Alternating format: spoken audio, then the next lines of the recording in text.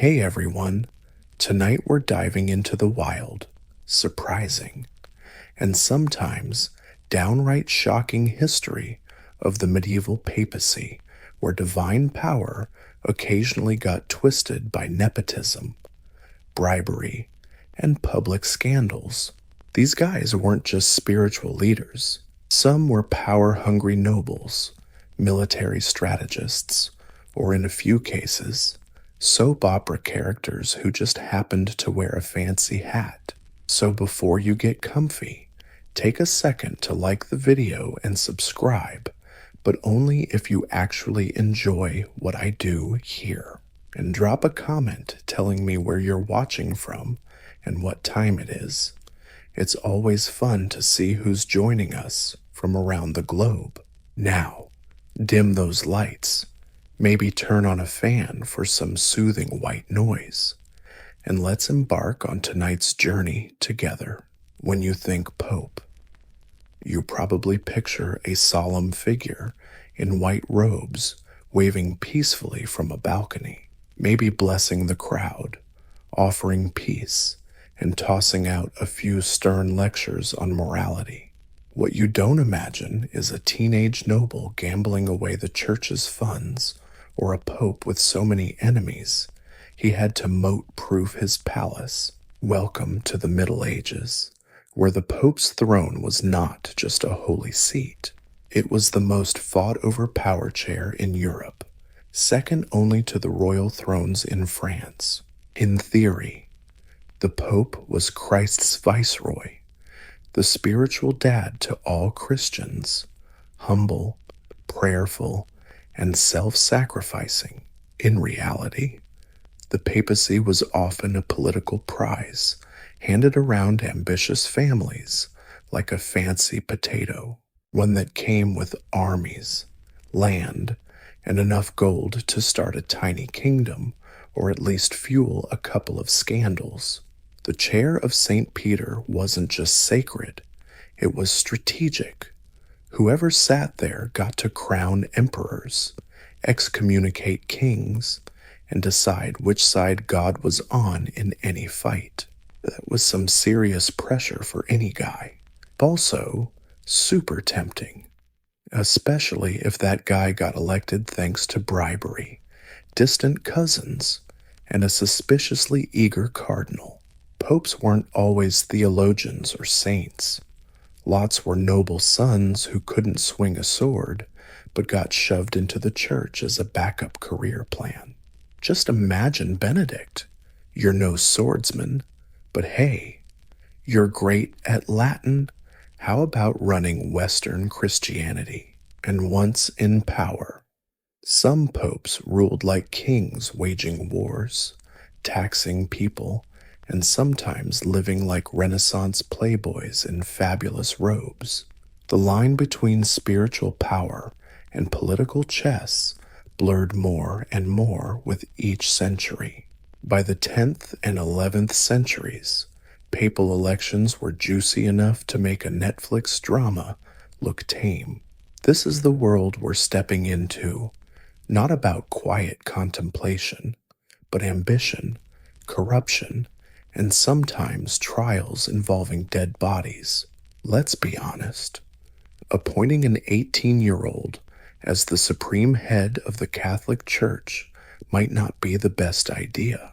But in 955, Rome did exactly that when Octavianus, son of a powerful Roman noble, became Pope John III, a name he probably picked to sound more popey and less like a kid who still needed help tying his shoes.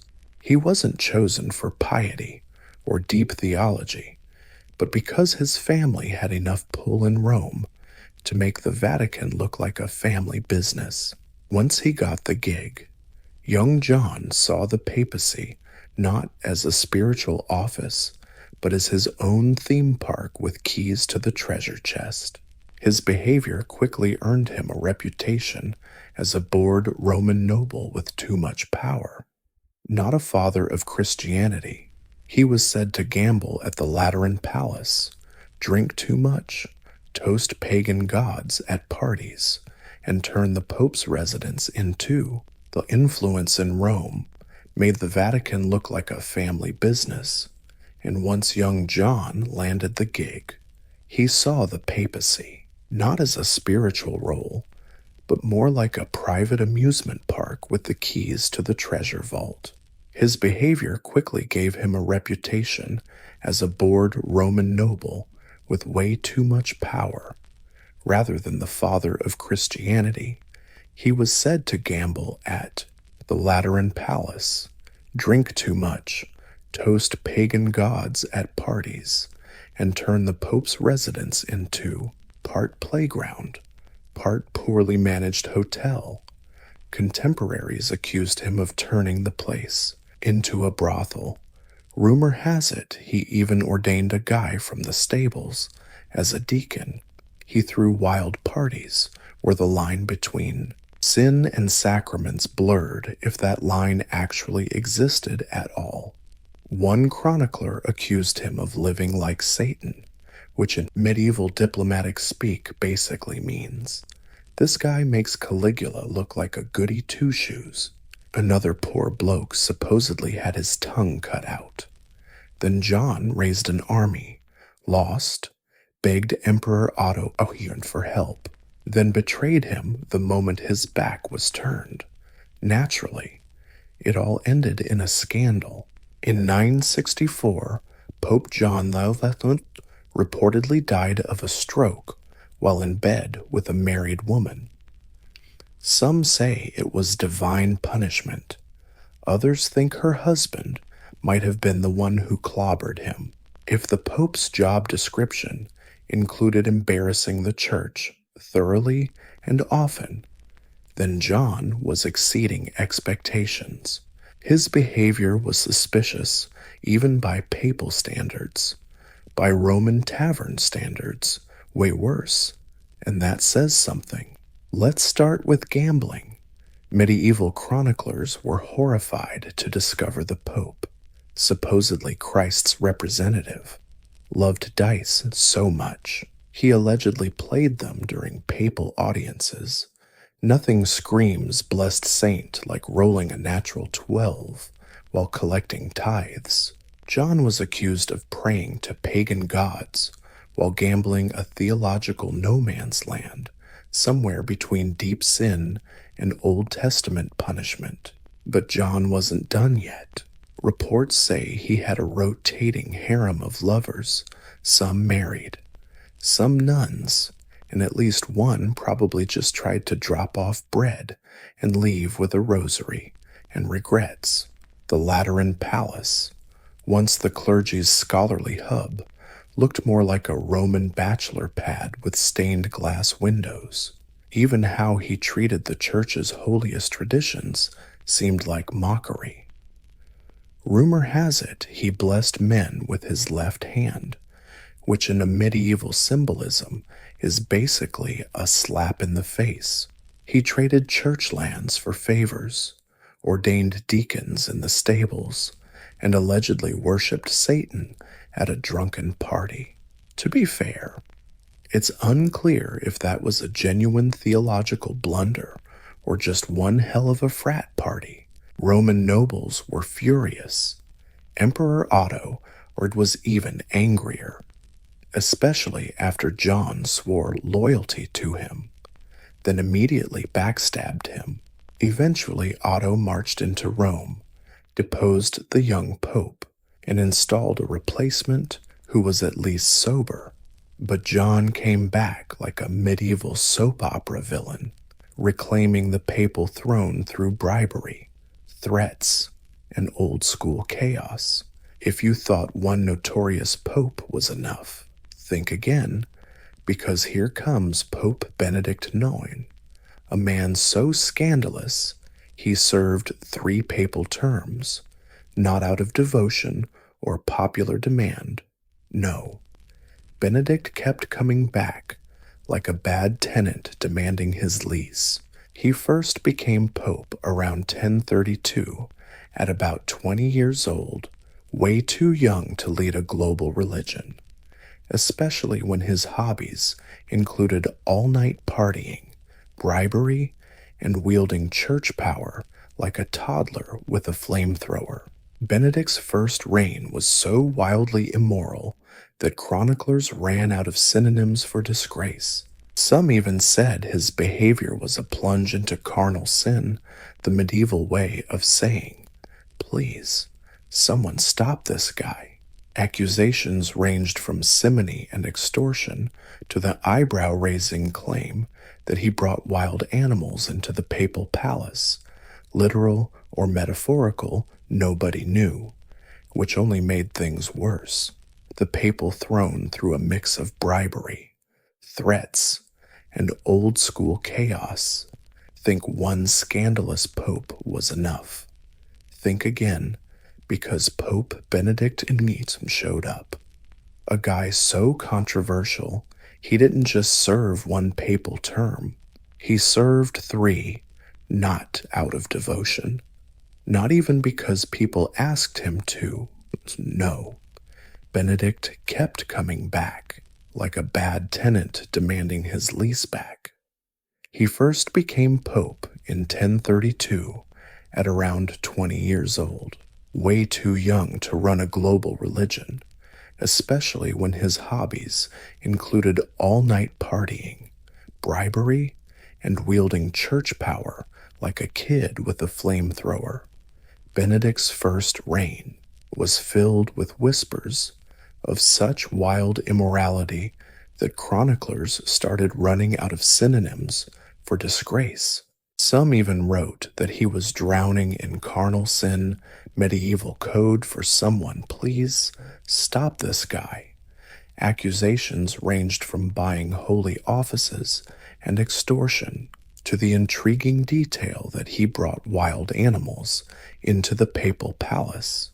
Whether that's literal or metaphorical only makes things worse. Eventually, even his allies were horrified. In 1044, a rebellion forced Benedict out, but of course, he came back. Because what's a little revolution among friends? He reclaimed the throne and stop this guy right there. The charges. Everything from buying his holy office and extortion to the juicy detail that he smuggled wild animals into the Pope's palace. Nobody's quite sure if that's a metaphor or literal, which only makes the whole thing worse. Eventually, even his own buddies were horrified. In 1044, a rebellion forced Benedict to take a hike, but he obviously bounced back, because what's a little friend's coup between pals? Right, he reclaimed the throne, and then, in a move so shameless, even Machiavelli might blush, he sold the papacy to his godfather. Yep, he literally sold it for golds and a cushy retirement. His godfather, who then became pope. So now there were 2 popes alive at the same time, both technically legit, and Benedict, the opportunist, changed his mind. He came back. During his 3rd papacy, Benedict stormed back into Rome in 1047 and reclaimed his claim. His comeback wasn't about theology, it was about real estate. He wanted control, plain and simple. By now, the church was so exhausted, it might as well have sighed in Latin. Finally, Emperor Henry III stepped in and installed Pope Clement II, while Benedict was permanently kicked out, excommunicated, exiled, and basically erased. Well, almost erased, because Benedict remains the only guy in history to sell the papacy like it was an old horse carriage, and in doing so, he proved that sometimes the worst sin isn't lust or greed, but treating the holiest office like a summer job. If you thought medieval popes only cared about politics and power, Welcome to a world of romantic drama, jealousy, and dysfunctional family chaos. The papal history is basically the Vatican's rejected script for the young and the restless. Let's take a look at Benedict XV, who by this point in the story had claimed to be Pope more times than some folks collect free coffee loyalty cards, when he wasn't busy being overthrown or reinstated. He was tangled in love affairs so chaotic even medieval chroniclers struggled to keep up, according to one source. Benedict decided to sell the papacy to his godfather, not out of remorse or political pressure, but because, brace yourself, he wanted to get married. Apparently, he liked a lady. He thought resigning as pope would impress her, a romantic gesture. Sure, theologically horrifying, absolutely, but it didn't work. The woman turned him down, probably because her dowry didn't include a lifetime supply of public embarrassment or awkward family dinners with a former pope as her husband, Benedict, humiliated and still single, then tried to win back the papacy not for love anymore, but out of pure hatred for the pope. Romance messing with Rome wasn't a one-off thing. Back in the 10th century, Pope Sergius III allegedly had a long-term affair with Marozia, a powerful Roman noblewoman. They may have had a kid together, who later became Pope John II. Yes, you heard that right. We had a pope who was literally the son of another pope, a concept that breaks more theological rules than a medieval chef during Lent. The papacy back then was dominated by intermarried noble families, full of grudges, plots, and power grapes so scandalous historians call it pornocracy. Literally, rule by prostitutes.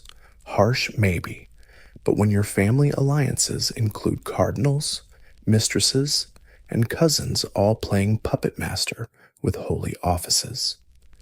It's hard to argue if you thought papal scandals only involved the living.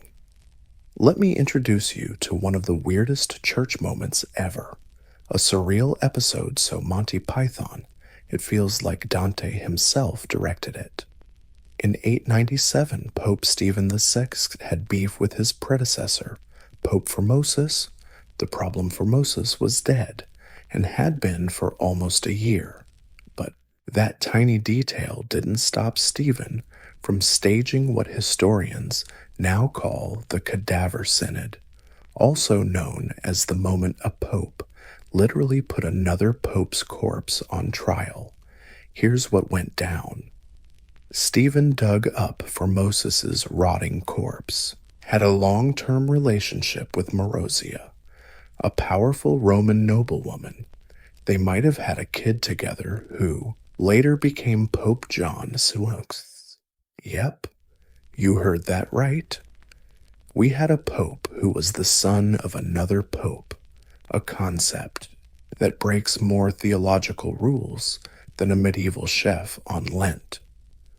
The papacy during this era was dominated by intermarried noble families, feuds, and power plays so intense, historians call it outright pornography. Literally, the rule of prostitutes, harsh maybe, but when family alliances include cardinals, concubines, and cousins all playing puppet master with holy offices.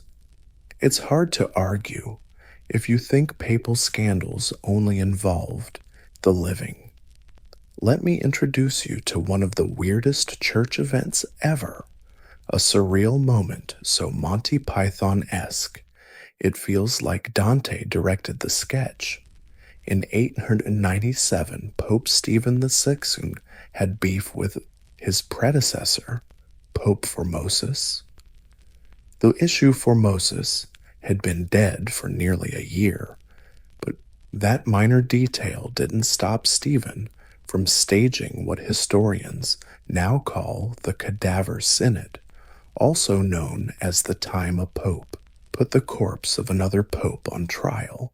Here's how it went down. Stephen dug up Formosus's decomposing body actually put another pope's corpse on trial. Here's how it went down. Stephen dug up the rotting body of Formosus, dressed it in full papal regalia made of paper, and propped it upright on the throne inside the Lateran Basilica. And then, since medieval plays never ended, Stephen appointed a deacon as the counsel to defend the corpse. Yeah, someone had to speak up for a rotting skeleton while keeping a straight face.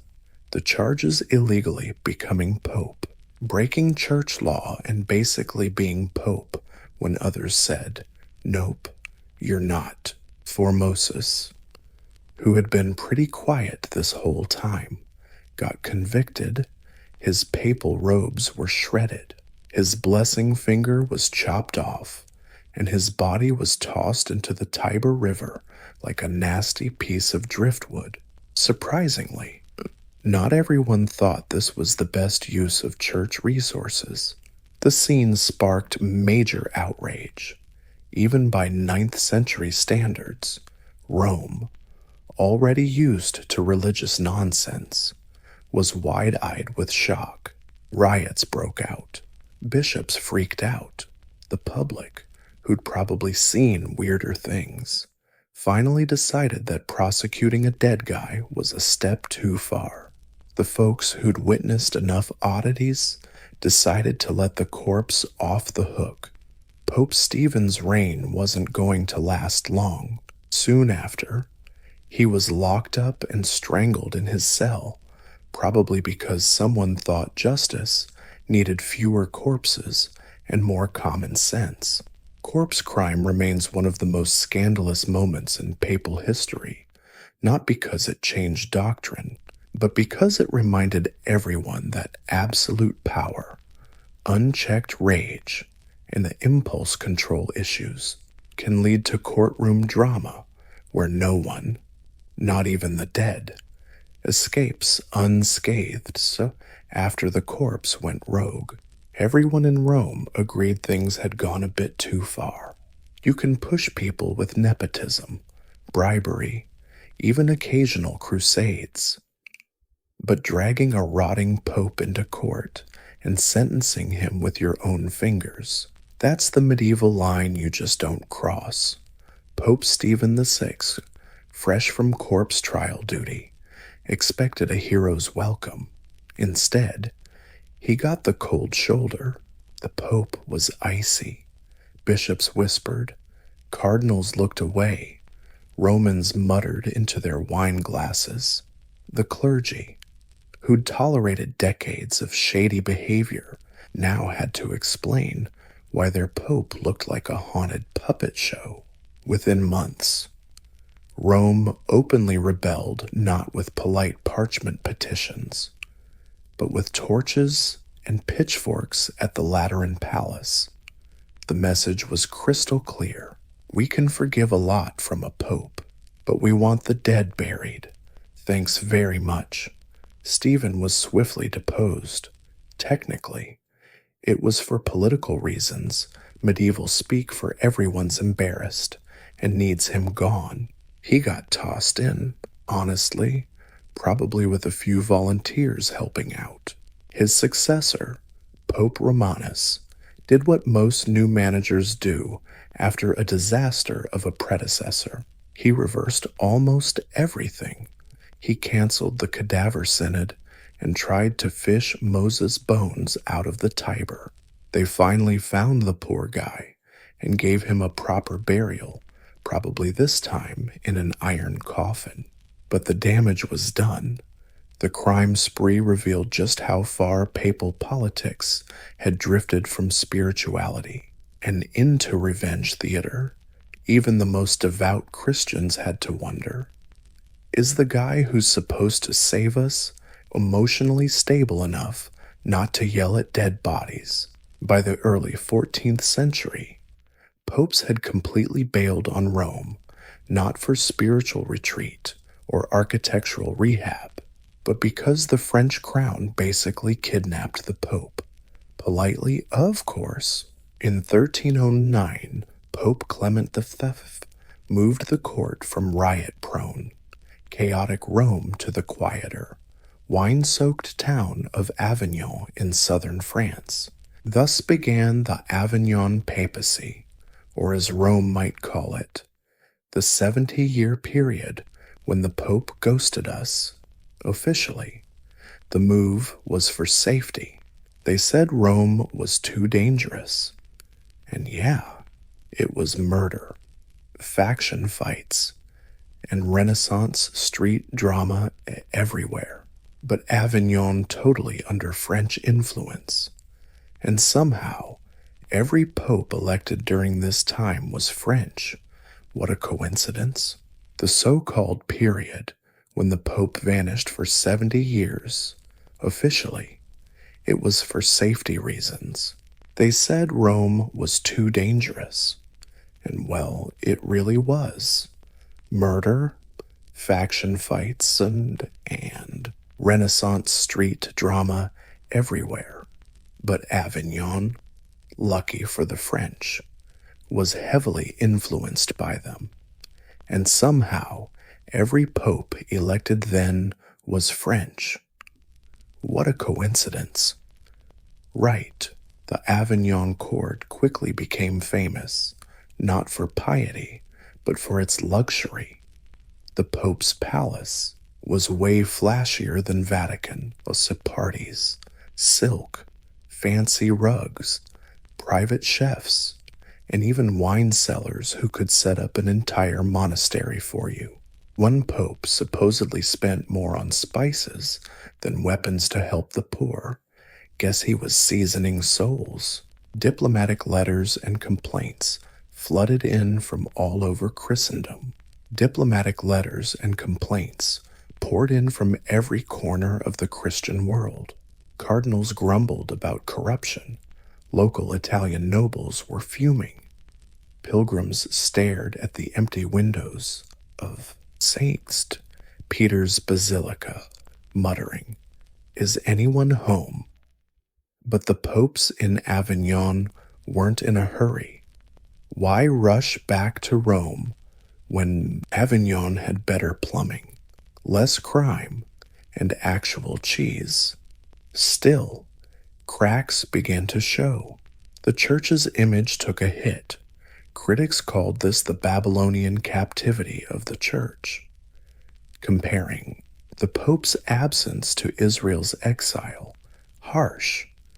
But when your holiest office runs out of a French wine region, everyone's gonna notice. Eventually, pressure mounted. In 1377, Pope Gregory VI returned to Rome, but nearly 7 decades of absence had turned the papacy from a Roman institution into a bit of a joke. It was supposed to be a safe haven. Instead, it became a fancy exile with great catering. And just when things seemed settled, the church decided to stir the pot by electing 2 popes. If one pope can cause a scandal, and 2 popes can cause confusion, then 3 popes, all claiming to be the real deal, gets medieval historians calling it a theological dumpster fire. After the Avignon papacy ended in 1377, and the church breathed a 5-minute sigh of relief, Pope Gregory VI died. The Romans loudly demanded an Italian pope by torchlight, so the cardinals, many of them French, quickly elected Urban VI, an Italian, as Pope number 6. Problem solved. Not quite. Urban turned out to be a handful. He yelled at cardinals, refused to compromise, and accused everyone of plotting against him. And, to be fair, they pretty much were. The cardinals, regretting their choice, declared the election invalid, citing mob pressure and maybe a bad mood, and instead elected Clement VII. He set up shop back in Avignon. Thus began the Western Schism, where two popes both claimed to be legit, each excommunicating the other with gusto and zero self-awareness, like an expensive divorce. But instead of splitting assets, they split the Christian world. Kings had to pick sides. France, Scotland, and Spain backed Avignon. England, the Holy Roman Empire, and most of Italy sided with Rome. Bishops were confused. Parishioners were baffled. Salvation started to look like a matter of geography. This two-pope system dragged on for decades. But of course, the church decided to make things worse. In 1409, a council in Pisa tried to fix it by firing both popes and electing a third, Alexander V, but the first two popes refused to resign. So for a brief, glorious moment in history, the Catholic Church had three popes. Each claimed to be the one true pope. Each excommunicated the others, and all three refused to share the holy hat. Finally, in 1417, the Council of Constance got serious.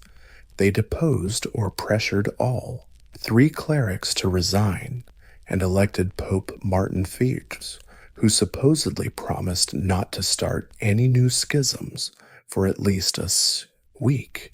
If you think popes couldn't top corpse trials, selling holy crosses, and spiritual triangle schemes, let me introduce Rodrigo Borgia, aka Pope Alexander VI, a man who partied so hard, even Renaissance Italy was like, dude, chill. Elected in 1492, yes. The same year Columbus got his seal, Rodrigo wasn't. A shepherd for souls, more like a political predator. His rise to pope involved prayers and incense, plus a record-breaking bribe. Cardinals reportedly got palaces, gold, and maybe even foot massages in exchange for their votes. It wasn't so much an election as a religious Black Friday sale. Once crowned pope, Alexander treated the Vatican like a mix between a mafia HQ and his own family estate. And by family, I mean family. He openly admitted to having several kids, the most famous being Cesare and Lucrezia Borgia. For a pope who vowed celibacy, that's a bold move. Instead of hiding his illegitimate children, he promoted them. Cesare got military campaigns. Lucrezia had politically strategic marriages. Don't even think nepotism. The Borgias invented nepotism 2.0. Alexander was also a master of two-faced politics. He'd promise the French kings one thing, then immediately write the Spanish king saying the exact opposite, complete with his signature wax seal and maybe a free bottle of papal wine. The church's treasury was basically his personal bank account, funding wars, parties, and renovations, mostly benefiting the Borgia family in sketchy ways. The papal court under Alexander was infamous. Lavish parties, masquerade balls, and rumors of all-night ragers at the Apostolic Palace got so common, some folks wondered if he confused being pope with being the ultimate party host. The term Borgia poison wasn't just gossip. Enemies had a suspicious habit of dying after dinner, despite the scandals. Alexander was insanely effective, politically savvy, financially smart, and well connected. If the Pope ran a business, he was CEO with a sword hidden under the desk. He upgraded Vatican infrastructure, stabilized finances by squeezing everyone dry, and spread influence across Europe. Financially savvy and well connected, if the Pope was a business, he ran it like a CEO with a sword under the desk. He beefed up Vatican's infrastructure, squeezed every penny out of people, and spread his influence all over Europe. Holiness was optional.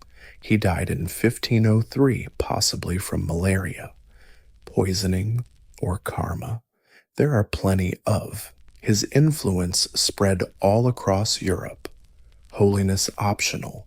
He died in 1503, possibly from malaria, poisoning, or divine karma.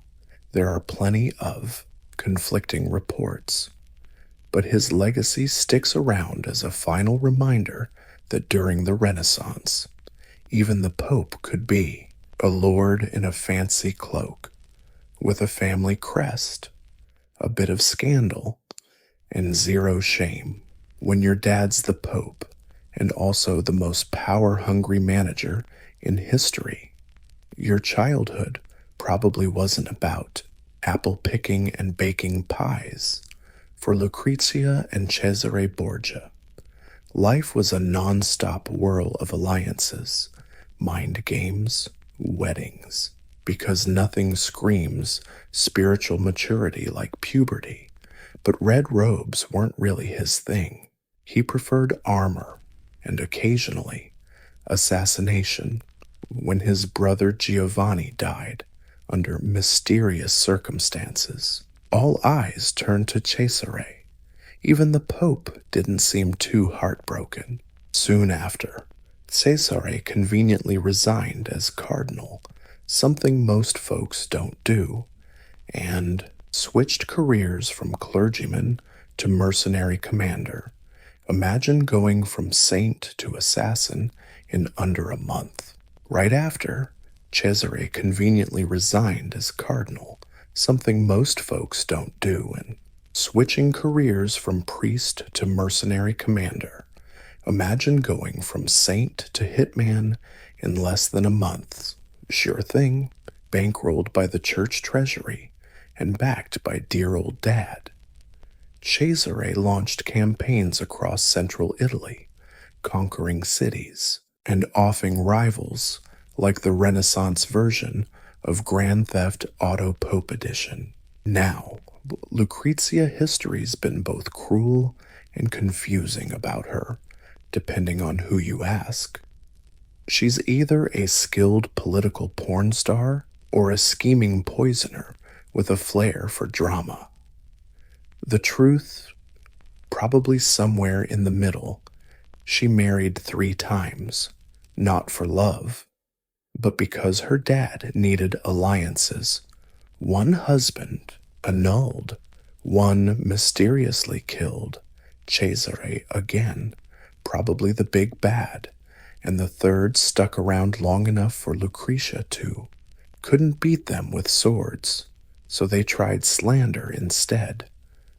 Still, when you're the Pope's daughter and your brother's building his own army, it's hard not to get a little shady.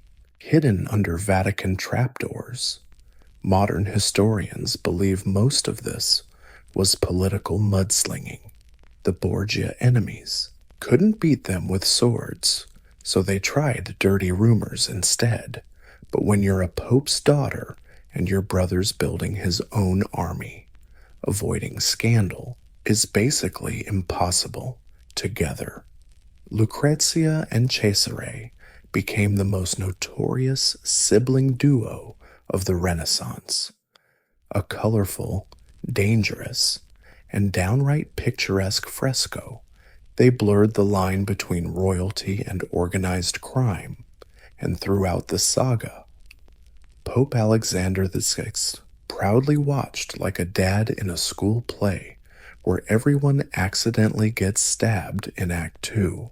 When Pope Julius II took over in 1503, the papacy had already survived every scandal imaginable, from Czar's corpse trials to family dynasties. But Julius, he had zero patience for subtlety or sin. He didn't want to poison his enemies. He wanted to crush them with an army, born Giuliano della Rovere. Julius took the papal throne with one hand on the crown and the other gripping a sword. No fake saintly act for this guy. He knew what he wanted: power, art, and some seriously impressive armor. They called him the warrior pope, not as a joke, but literally. This man led troops into battle wearing full-body armor, not just in spirit, but literally suited up. Julius wasn't just playing war games. He personally commanded campaigns to reclaim lost papal territories, swore like a mercenary, carried weapons, and shouted at rebellious cardinals like a drill sergeant in Latin. No less. When critics asked if a pope should really be riding into battle, Julius's spiritual clapback was basically, "Here, have a sip of my wine," despite his warlike temper. Julius fancied himself an arts patron, and boy, did he deliver. He commissioned Michelangelo to paint the Sistine Chapel ceiling, a job Michelangelo hated so much he wrote angry poems while painting upside down day and night. Julius would climb scaffolding and yell at him for slacking off. That's Roman-style art encouragement for you. He also had Raphael decorate his private apartments and told Bramante to start rebuilding St. Peter's Basilica. Basically, if there was a Renaissance rock star, Julius would hire them and probably yell at them once or twice. His papacy was violent, expensive, and loud like a Renaissance action movie produced by the Vatican. But in the end, Julius left behind a reformed, expanded church state, a buzzing Rome, and some of humanity's most iconic art. He died in 1513, not shockingly in battle, but probably of natural causes, which might be his most disappointing decision ever. If Pope Julius II was the sword-wielding general charging into war, then Pope Leo VI was the nobleman strolling into the Vatican wearing silk slippers and humming madrigals, born Giovanni de' Medici. Leo wasn't exactly a pope heir, more like someone casually sliding into the job. He was the first pope from the famous Medici family, and the walking spirit of high fashion meets holy office. He took office in 1513 with the famous line, "Since God gave us the papacy, let's enjoy it." Probably not the most theologically solid mission statement. But hey, honesty counts. Enjoy he did. Leo turned the Vatican into Europe's ultimate luxury hotspot.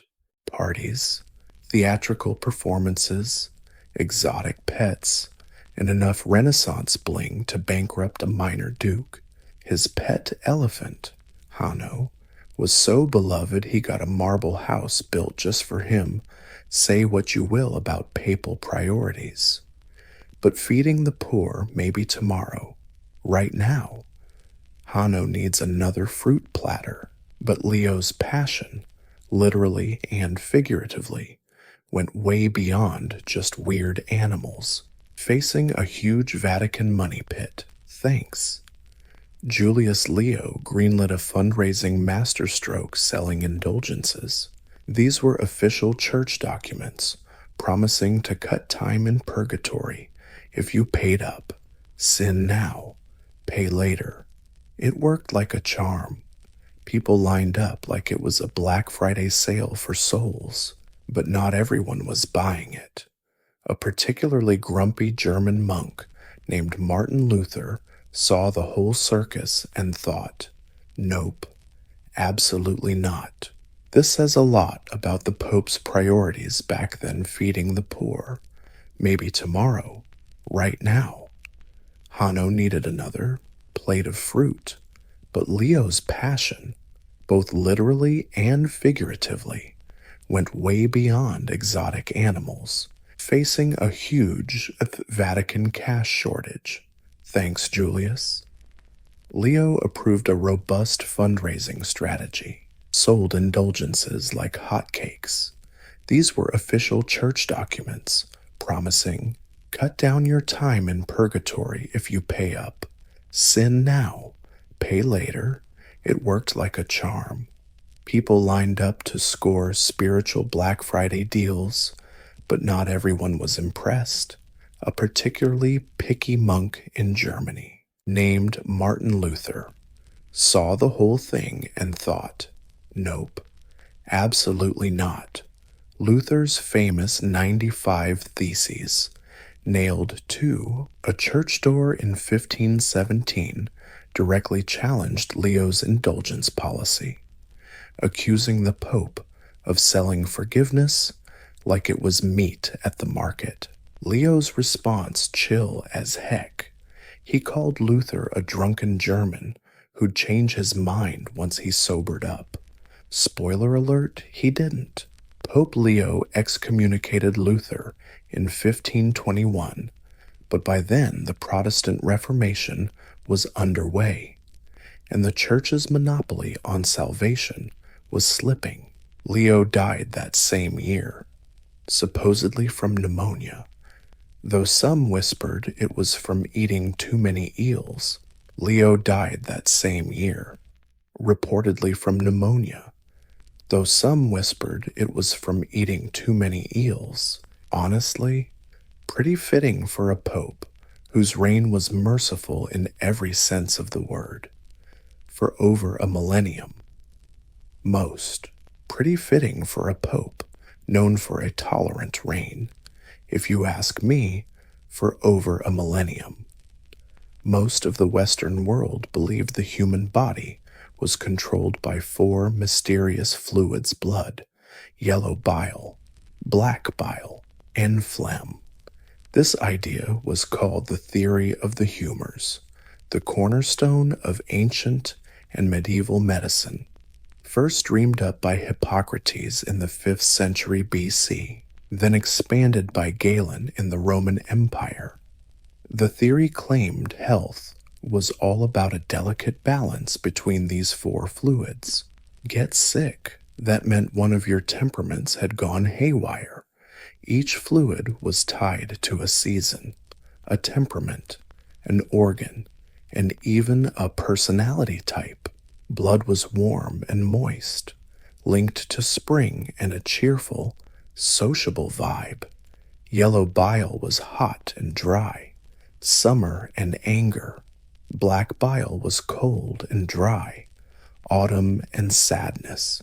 Phlegm was cold and moist, winter and slow, calm personality. So if someone was feeling super down, ancient docs didn't send them to therapy. Nope. They'd suggest a diet change, or maybe a laxative to dry up all that excess black bile. Probably the most infamous treatment inspired by the humor theory was bloodletting. Doctors and barbers would slice a vein or use leeches to suck out the extra blood, believing it'd restore internal balance. This practice got so popular that some patients didn't die from their illness, but from overdoing the treatment. George Washington's death in 1799 is often blamed partly on brutal bloodletting. Based on these same ideas, despite its obvious flaws, humorism wasn't totally bonkers. It was an early attempt to create a systematic understanding of the body. It recognized that different symptoms might come from internal imbalances, not curses or magic spells. It encouraged close observation of patients, their diet, sleep, even the color of their urine or spit. In some ways, it was the birth of clinical reasoning, even if wrapped in a stubborn, error-filled biology. The theory stuck around until the Renaissance, influencing medicine, psychology, and even art. Treatments ranged from herbal remedies and diets to vomiting and enemas, all designed to rebalance your humors. If ancient doctors had no clue what you were sick with, their first reaction was chillingly simple: let the blood flow. Bloodletting became the go-to cure for everything from fevers to headaches, nightmares to broken hearts, based on body fluid theory. People thought most illnesses were caused by too much blood, a fluid linked to heat, vitality, and the imbalance between body and soul. The solution: slash a vein and let some of that pesky life juice escape. This practice popped up in many civilizations. In ancient Greece, Hippocrates cautiously recommended it, while Galen turned it into an art form, insisting blood had to be taken from specific veins depending on the illness location: left temple headache, open the right arm vein, swollen liver head for the inner thigh. Precision in nonsense. But hey, precision. In medieval Europe, things escalated. Doctors used complex calendars called bleeding charts to pick the perfect time for bloodletting based on moon phases and zodiac signs. Monks and barbers often did the deed. That's why the classic red and white barber pole represents blood and bandages. Yep. Your friendly neighborhood barber moonlighted as a part-time surgeon. Thought heat-related illnesses were about life force and body-soul imbalance. The cure: cut open a vein and let the bad stuff drain out. A bit of nasty life fluid seeps out. This charming practice popped up in lots of civilizations. In ancient Greece, Hippocrates cautiously endorsed it, while Galen turned it into an art form, insisting blood had to be taken from specific veins depending on the ailment. Left temple hurting, open the right arm. Swollen liver head for the inner thigh. Precise nonsense. But hey, at least it was precise. Medieval Europe took things up a notch. Docs used complex schedules called bleeding charts to figure out the best time to bleed you, based on moon phases and zodiac signs. Monks and barbers often did the deed. So that classic red and white barber pole, it's blood and bandages. Yep. Your friendly neighborhood barber was also your part-time surgeon. Bloodletting didn't always mean slicing open veins. Sometimes they used leeches. These slimy little guys could drink many times their own weight in blood and were considered a gentler, cleaner option. They got so popular. Europe ran out of medical leeches by the 19th century. People hoarded them like gold. Did it actually work? Occasionally. By accident. Losing blood can lower blood pressure, which might help in rare cases like high fever or some heart conditions. But mostly, it just made patients weaker, upped infection risk, and sped up their death. George Washington famously had nearly half his blood drained near the end of his life. Spoiler, he didn't bounce back. Yet. Despite the dangers, bloodletting stuck around until the 19th century. Why? Because it gave a sense of control. It made you feel like the healer was actually doing something, even if it was harmful, and the whole ritual, the tools, charts, dramatic visuals reinforced this illusion of medical mastery. Nowadays, bloodletting's mostly reserved for rare cases like hemochromatosis, but for centuries, it was one of medicine's longest-running myths, a vivid reminder that even well-meaning treatments based on tradition and theory can end up doing more harm than good. Before germs showed up, ancient civilizations had their own explanations for illness, weakness, or bad air for thousands of years. People believed disease wasn't caused by bacteria or viruses, but by invisible poisonous fumes rising from rotting matter, swamps, unburied corpses, or even immoral behavior.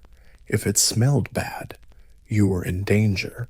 This theory wasn't some wild idea. It was the mainstream science from ancient Greece through Victorian London.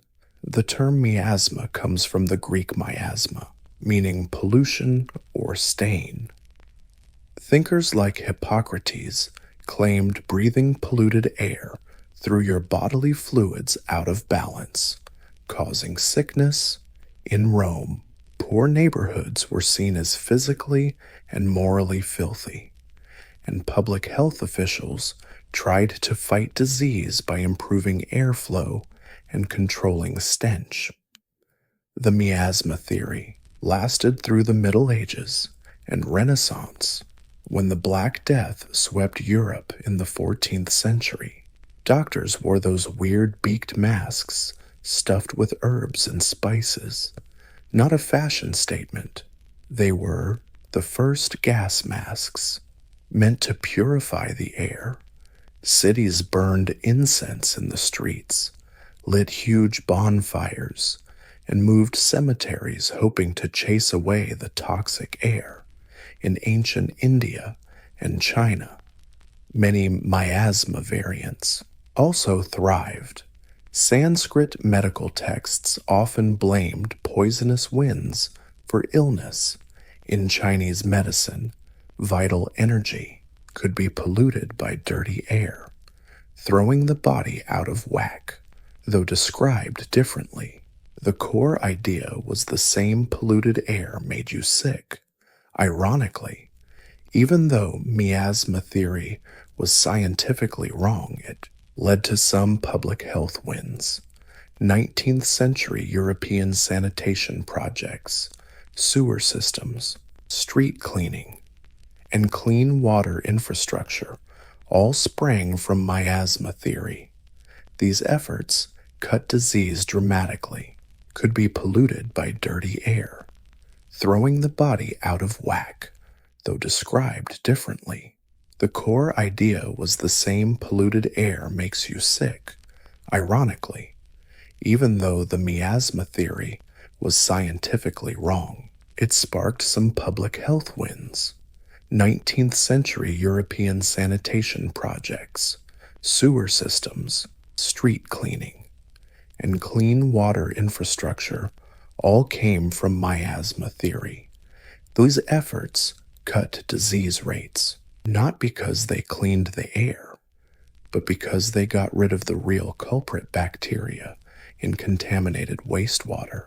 The real blow to miasma came mid-19th century with scientists like John Snow and Louis Pasteur, who proved cholera and other diseases were caused by invisible bacteria. But by then, the poison had left a lasting mark on city planning, architecture, and medical thinking. In the ancient world, the line between medicine, it was often ignored altogether. Lots of treatments were so hardcore, even modern doctors would shudder. Leading the charge was mercury, a shiny metal that had doctors hooked across cultures for centuries. To the ancients, it was magically not poisonous. Seriously, a miracle in ancient China, Mercury was called cinnabar when it showed up as red crystals and was a big deal in alchemy. People believed it could boost immortality and spiritual enlightenment. Some emperors actually drank mercury and arsenic potions to stay young. Spoiler alert, they ended up dying painfully from heavy metal poisoning. Emperor Qin Shi Huang, China's very first emperor, might have kicked the bucket because of his mercury elixir of life. The Greeks and Romans weren't innocent either. Mercury was used as a laxative, disinfectant, and even a skin disease remedy. Later, during the golden ages of Islamic and medieval Europe, it became the go-to cure for syphilis. Slather it on, inject it, or inhale it, and patients would drool uncontrollably, lose teeth, and slowly lose their minds. But hey, if the disease got better, it was considered a win, and mercury was just the opening act. Take mandrake, for example, a root vaguely shaped like a human. All around the Mediterranean, it was hailed as a powerful anesthetic and fertility booster, but also a dangerous hallucinogen. They believed harvesting mandrake could kill you unless done at night with elaborate rituals, and some legends say it screams when pulled out. Still, Greek and Roman doctors ground it into sedatives, sometimes mixing it with opium to knock out surgery patients. Oh, and lead was everywhere too in cosmetics, booze additives, and medical ointments. The Romans sweetened their wine with syrup boiled in lead pots.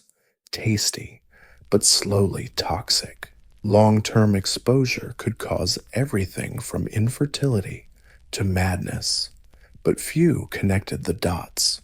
Even crocodile poop was used in Egyptian birth control recipes.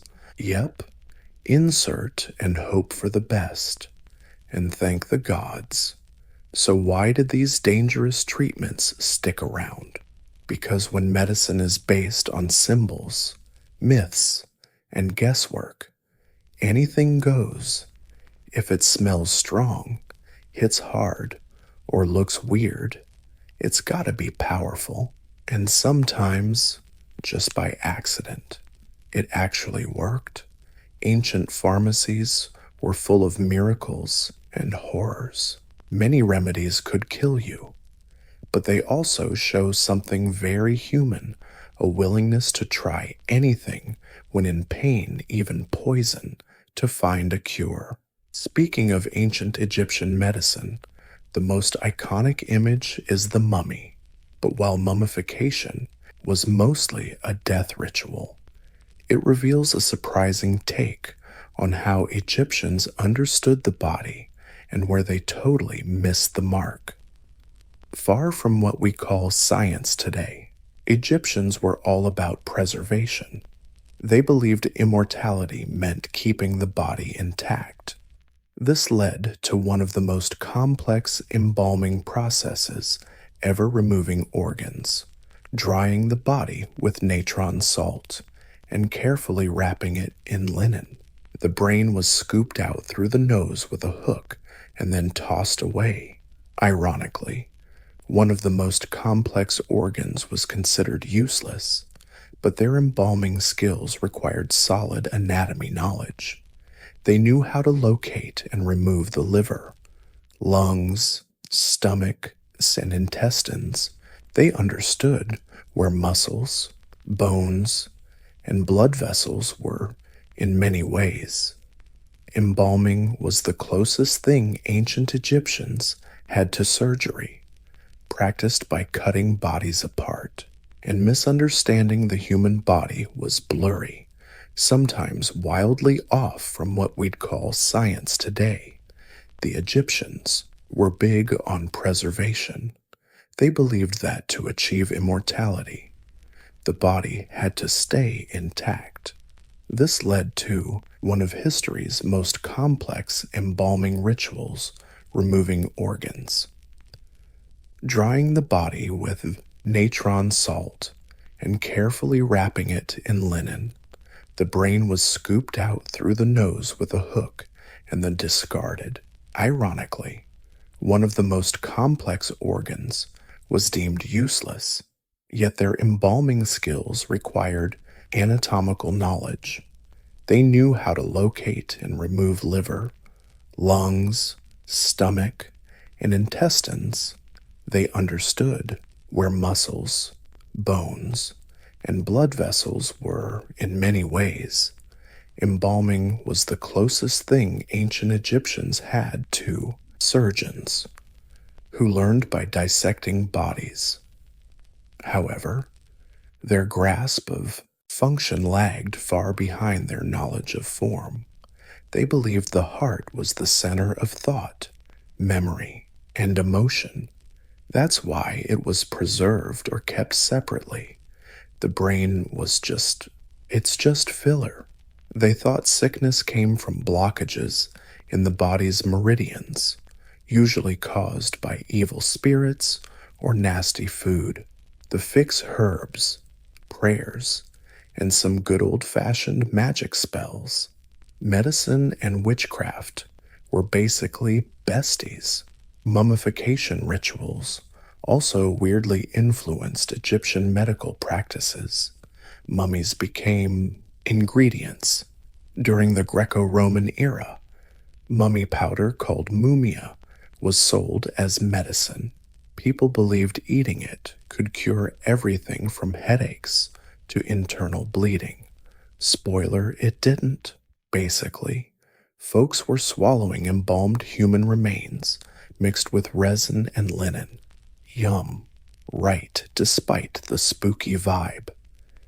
Egypt also had medical texts like the Ebers Papyrus, listing hundreds of treatments for wounds, digestion issues, and reproductive health.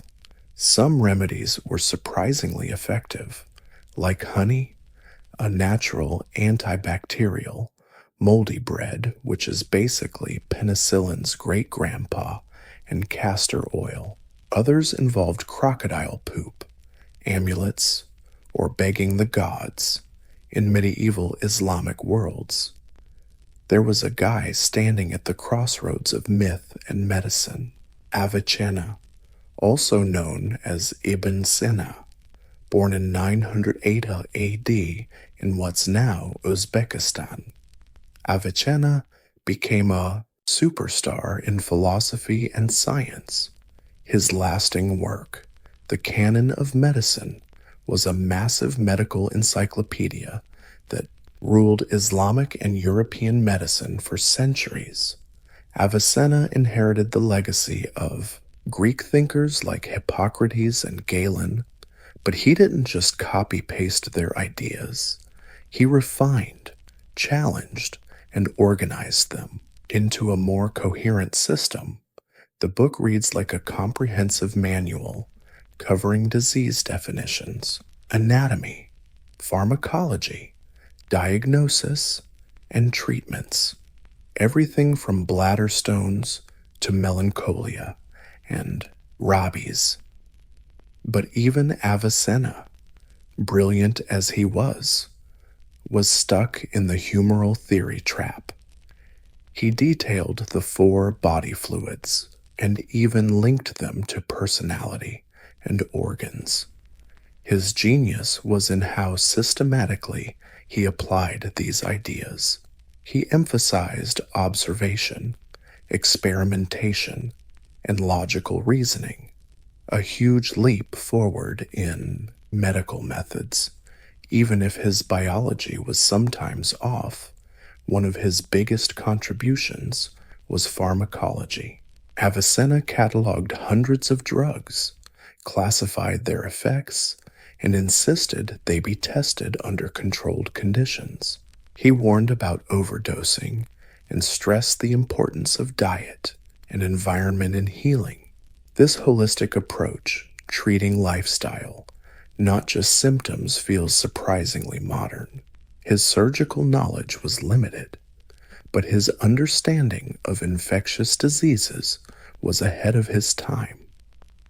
Avicenna described illnesses spreading through water, soil, and air, almost like germ theory.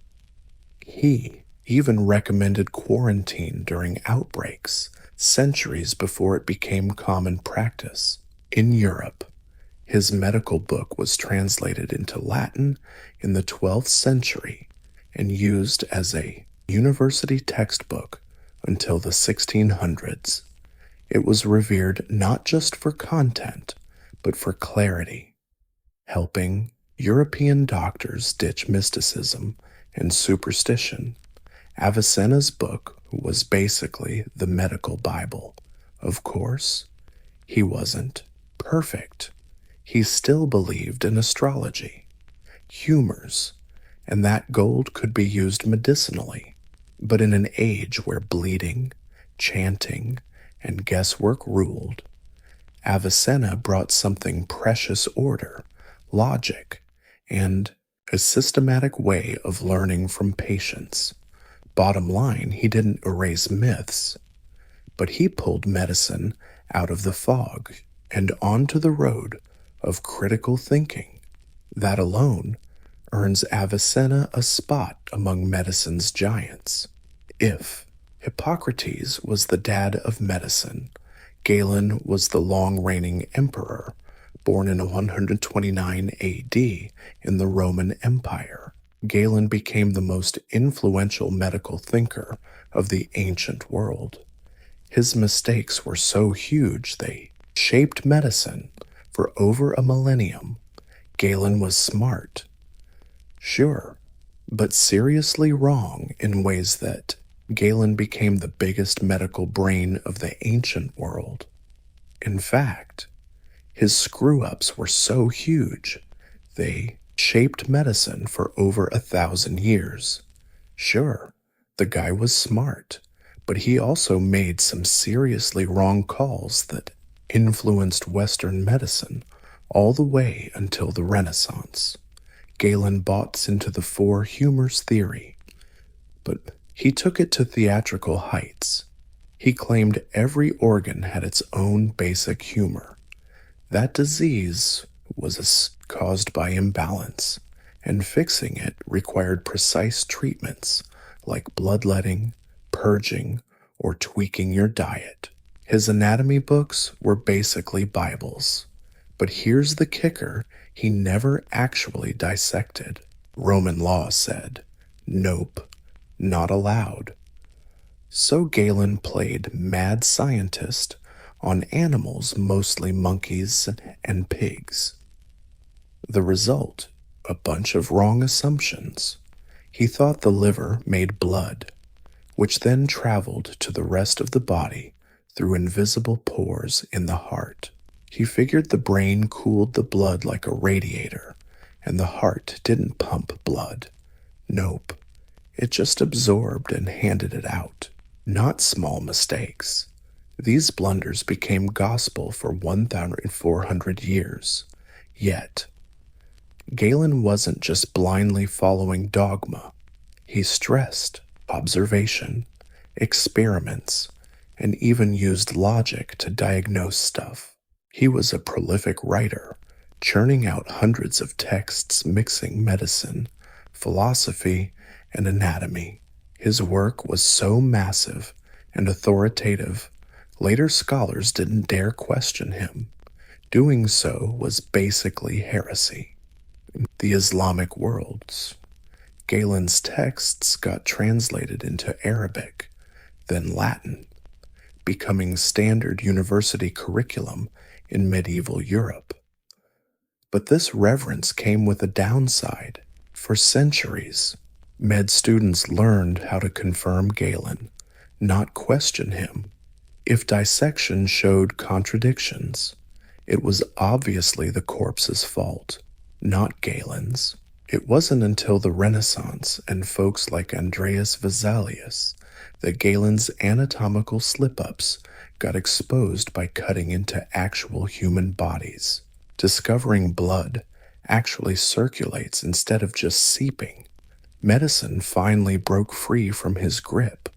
Galen's legacy, a paradox, a brilliant thinker devoted to logic and observation who inspired generations, but whose mistakes stalled major medical breakthroughs for centuries. In the end, he reminds us that knowledge always needs questioning, even when it comes from a genius wielding a scalpel. In the West, ancient medicine mainly focused on bodily fluids and bloodletting, but in the East, especially ancient China, medicine took a totally different path based on invisible energy, life flow, and carefully placed needles. Enter acupuncture, a practice over 2,000 years old that's still around today, despite its mysterious, sometimes misunderstood origins. At its core is the concept of qi, pronounced qi, the life force or energy flowing through the body along invisible channels called meridians. Ancient Chinese believed illness happened when qi got blocked, unbalanced, or weak. The fix restore normal flow. That's where acupuncture shines, by poking thin needles into specific points on the body. The practitioner guides and balances qi and blood, clearing internal blockages. The earliest acupuncture references pop up in texts like the Yellow Emperor's Inner Canon, written around the 2nd century BCE.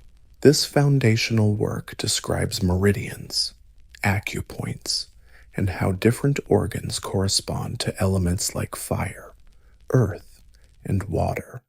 It's not anatomy as we know it. No blood vessels or nerves in these meridians. Instead, it's a system rooted in balance, harmony, and observing nature despite the mystical language. Acupuncture delivers observable effects. It can reduce pain, relax you, and sometimes speed recovery, probably by triggering your body's own endorphins and nervous system responses. In ancient times, these effects were proof that qi had been restored. Acupuncture doesn't stand alone, though. It's part of the bigger traditional Chinese medicine TCM framework, including herbal remedies, diet changes, different organs matching elements like fire, earth, and water. It wasn't anatomy as we know it. There were no blood vessels or nerves in these meridians. Instead, it was a system based on balance, harmony, and watching nature. Even if the language sounds mystical, acupuncture actually has observable effects.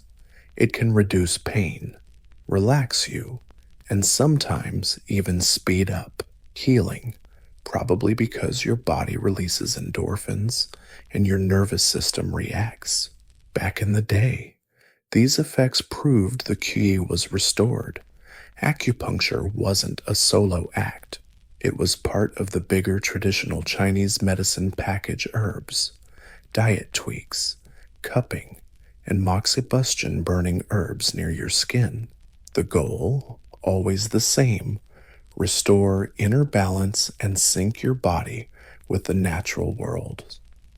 Western medicine was skeptical for centuries, especially since acupuncture's anatomy claims didn't fit scientific models. But in modern times, studies show that while meridians might be imaginary, acupuncture affects the nervous system, eases chronic pain, and even helps with nausea or migraines. Not magic, just biology reimagined. With all that, it can ease chronic pain, and that even help with nausea or migraines. No magic here, just biology getting a makeover. with all those weird rituals, dangerous potions, and totally mythical theories shaping ancient medicine. Not everything was a total mystery. Actually, some ancient treatments came from careful observation, trial and error, or just plain necessity, and they worked surprisingly well. Sometimes, modern science even turns around and says, hey, they actually had something here. Let's start with honey, used in ancient Egypt, Greece, and China to bandage wounds. Honey was prized for its sweetness and antibacterial powers. Today, we know honey contains enzymes that produce hydrogen peroxide, which fights some bacteria. It also keeps wounds moist and forms a protective barrier.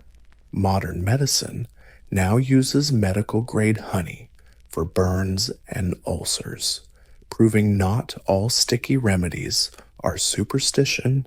Ancient Indian doctors, especially those practicing Ayurveda, recommended turmeric for infections and digestive issues. Modern studies have confirmed that it actually works. But no, it's not a cure-all like folks hype it up to be. Turmeric's more than just a picky spice in your kitchen cabinet. The Iba Papyrus, one of the oldest Egyptian medical texts, lists treatments for constipation, parasites, and even depression. Some recipes call for castor oil, garlic, and willow bark. And guess what? That last one has salicin, the aspirin's great-grandparent. Yep, long before white pills hit the shelves, ancient Egyptians were chewing on natural painkillers. Over in China, herbalists used ephedra to tackle asthma and stuffy noses. Its active ingredient, ephedrine, later made it into modern decongestants and stimulants until it got banned in many countries for abuse. But here's the kicker: even without molecular know-how, ancient docs nailed strong compounds through trial and error. The Greeks, especially Hippocrates, treated diet and lifestyle like medicine. He supposedly said, "Let food be thy medicine." Modern nutrition science is way more complex, but the core idea that health starts with what we eat, totally still true.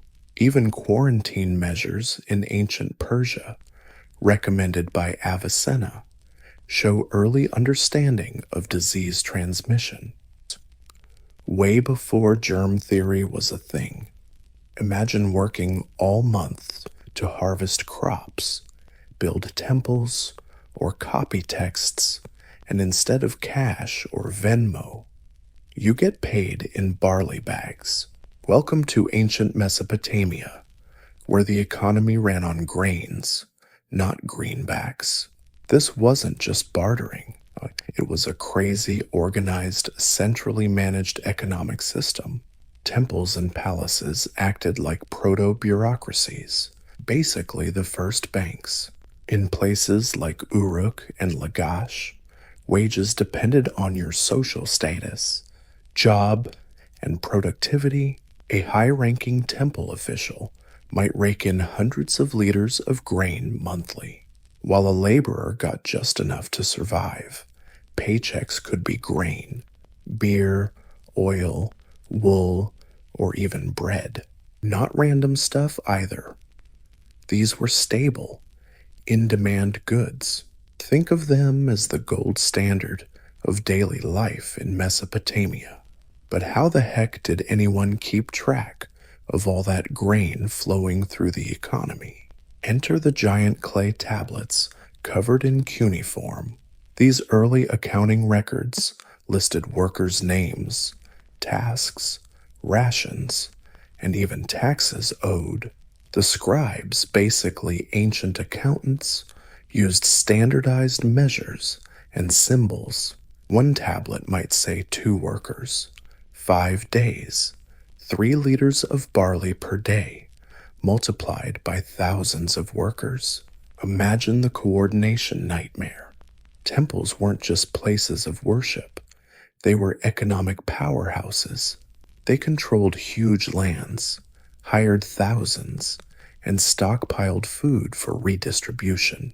Workers toiled in temple fields, herded temple livestock, and repaired temple walls, all for their rations. Since temples handed out the rations, they controlled both labor and livelihood. Religion and state blurred into economic policy, complete with credit and interest systems. Need extra grain to survive winter, borrow from the temple with interest, usually paid in goods. Can't pay it back, congrats. Debt slavery or losing your land is on the table. The earliest laws on usury and debt forgiveness popped up around this time. Some kings knew debt was dangerous and wiped it clean periodically with big debt jubilees, kind of like ancient economic resets. If Mesopotamia ran on barley, ancient Egypt ran on the Nile and its grains. The river wasn't just water. Fertile silt along the riverbanks made large-scale farming possible. From this steady rhythm sprang one of history's most centralized, state-controlled economies. Egypt didn't bother with coins until the very end of the Pharaonic era. For most of its history, the economy ran on redistribution. Farmers had to hand over part of their harvest, usually grain, as tax to the state. That grain was then stored in massive government granaries, some big enough to feed entire cities. These granaries acted like economic shock absorbers, especially during famines, droughts, or political chaos.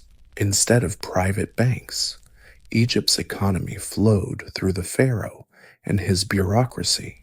The vizier oversaw the economic plan, while scribes roamed the kingdom, checking crop yields and collecting taxes. Everything was recorded in excruciating detail, from field sizes to weather conditions. If a farmer missed his quota, he might get whipped or fined. No room for excuses. Records never lie. Grain wasn't just food, it was currency. Workers building temples or pyramids weren't paid in gold but in rations of bread, beer, and onions. A day's wage might be 5 loaves of bread and 2 jugs of beer. Both food and payment rolled into one. Even craftsmen and priests got their pay in goods, with rations increasing based on rank. The state also set prices. Surviving price lists show how much grain bought a goat, or how many loaves got you a pair of sandals. This wasn't a free market. It was a price-controlled system designed to keep trade orderly and society stable. Wealth wasn't measured in shiny metals, but in land and grain. Big landowners could amass power, but the pharaoh held the final say. In tough times, the state would reopen the granaries, a move that was part charity, part power play. Unlike Egypt or Mesopotamia, the Greeks introduced something that would change economic history forever: coins. Metal coins with official stamps weren't just for paying taxes or temples. They were everyday market currency. This wasn't just a tech upgrade. It was psychological. Coins created trust in value, not backed by grain or gods, but by a shared belief stamped in silver and bronze. The first Greek coins popped up around the 7th century BC in Lydia, but city-states like Athens, Corinth, and Aegina really built the coin economy. Athens, for example, minted famous square silver coins from the Laurion mines in Attica. These coins weren't just money, they were propaganda tools. The owl symbolized wisdom, and Athena reminded users where the money came from and who backed its value. Coins sped up trade and tax collection instead of hauling grain or livestock. Merchants could pay port fees or soldiers with a handful of coins. More importantly, coins had standardized value, which mattered a lot in the Pan-Hellenic trade network, where dozens of city-states with different economies still had to do business. A coin with a recognizable stamp became a passport of trust. But Greek economy wasn't all shiny coins and markets. Wealth inequality was a persistent headache in many city-states, including Athens. Land was concentrated in a few hands, while indebted farmers struggled to survive. That's why reformers like Solon became famous for wiping out debts and banning debt slavery. These moves weren't just nice. They were crucial for social stability. There were also early experiments in price controls and rationing during war or famine. Some Greeks capped bread prices or restricted grain exports. The state wasn't shy about stepping in when the market got ruthless. A coin with a recognizable stamp was like a trust passport. But the Greek economy wasn't just shiny coins and markets. Wealth inequality was a persistent headache in many city-states, including Athens. Land was concentrated in the hands of a few, while indebted farmers struggled to survive. That's why reformers like Solon became famous for canceling debts and banning debt slavery. These moves weren't just humane, they were necessary for social stability. There were also early experiments with price controls and rationing. During war or famine, some Greeks imposed bread price caps or restricted grain exports. The state didn't shy away from stepping in when the market got brutal. And it wasn't just governments playing economic chess. Temples were major economic players too. Sacred sites, like Delphi or Delos, acted as financial hubs, holding treasuries, lending money, and even issuing receipts. Religion and economics were intertwined, carved in marble. Greek philosophy also influenced economic thought. Plato and Aristotle wrote about the dangers of usury, the ethics of profit, and the ideal balance between self-sufficiency and trade. To them, economics wasn't just math, it was morality. This coin was born in Greece, but so was the debate. How do you manage wealth, power, and fairness in a world where money moves faster than grain when Rome took charge? Ancient economics hit a new gear, scaled up to empire size. The Roman Republic, then empire, ruled vast lands stretching from Britain to Egypt. This expansion came with a big headache: how to fund the machine that marched legions, built aqueducts, and kept the emperor's grip tight. The engine of Rome's economy was taxes. Unlike earlier civilizations, where payments were in grain or goods, Rome leaned heavily on coins, especially after the silver denarius became the standard. People paid taxes in coins while provinces paid tribute, usually in precious metals or bulk goods, and if you got conquered, you paid for the privilege of losing. But tax collection wasn't always neat. Rome often used a system called agricultural tax farming. Rich individuals, called publicani, would front the state to win the rights to collect taxes in a district. Any extra they collected was pure profit. No surprise this led to abuse and extortion, especially in far-flung provinces where oversight was weak. Cicero himself roasted corrupt tax collectors in his speeches.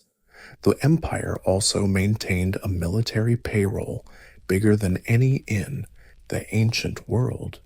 Soldiers got paid in coins and land, a pretty solid loyalty incentive. The state minted millions of coins yearly, pulling silver from mines in Spain and gold from the empire. But keeping this system running was expensive when revenues dropped. Emperors often debased the currency, cutting the silver content to stretch the supply. This trick worked for a bit but caused inflation and lost public trust. Rome's economy wasn't just taxes and war. There was a lively market economy, especially in urban centers. Markets overflowed with luxury imports, silk from China, pepper from India, glassware from Egypt. Trade was made easier by Roman roads, seaports, and a relatively safe Mediterranean called Mare Nostrum, our sea. State-controlled grain shops in cities like Rome provided free or subsidized bread to thousands, keeping the poor fed and politically stable. Yet wealth inequality was glaring. The elite senators owned vast estates worked by slaves. Small farmers often got pushed into debt or absorbed into bigger plantations. Economic mobility was limited, and wealth flowed upward. Rome showed the world what a centralized, monetized economy looked like, but it also exposed cracks, inflation, exploitation, and a growing gap between taxpayers and non-taxpayers. Sound familiar? Some problems never change. As the Roman Empire moved into the 3rd and 4th centuries AD, its economy started to wobble and then collapse. Trade networks strained, military costs soared, and worse, faith in imperial coinage crumbled.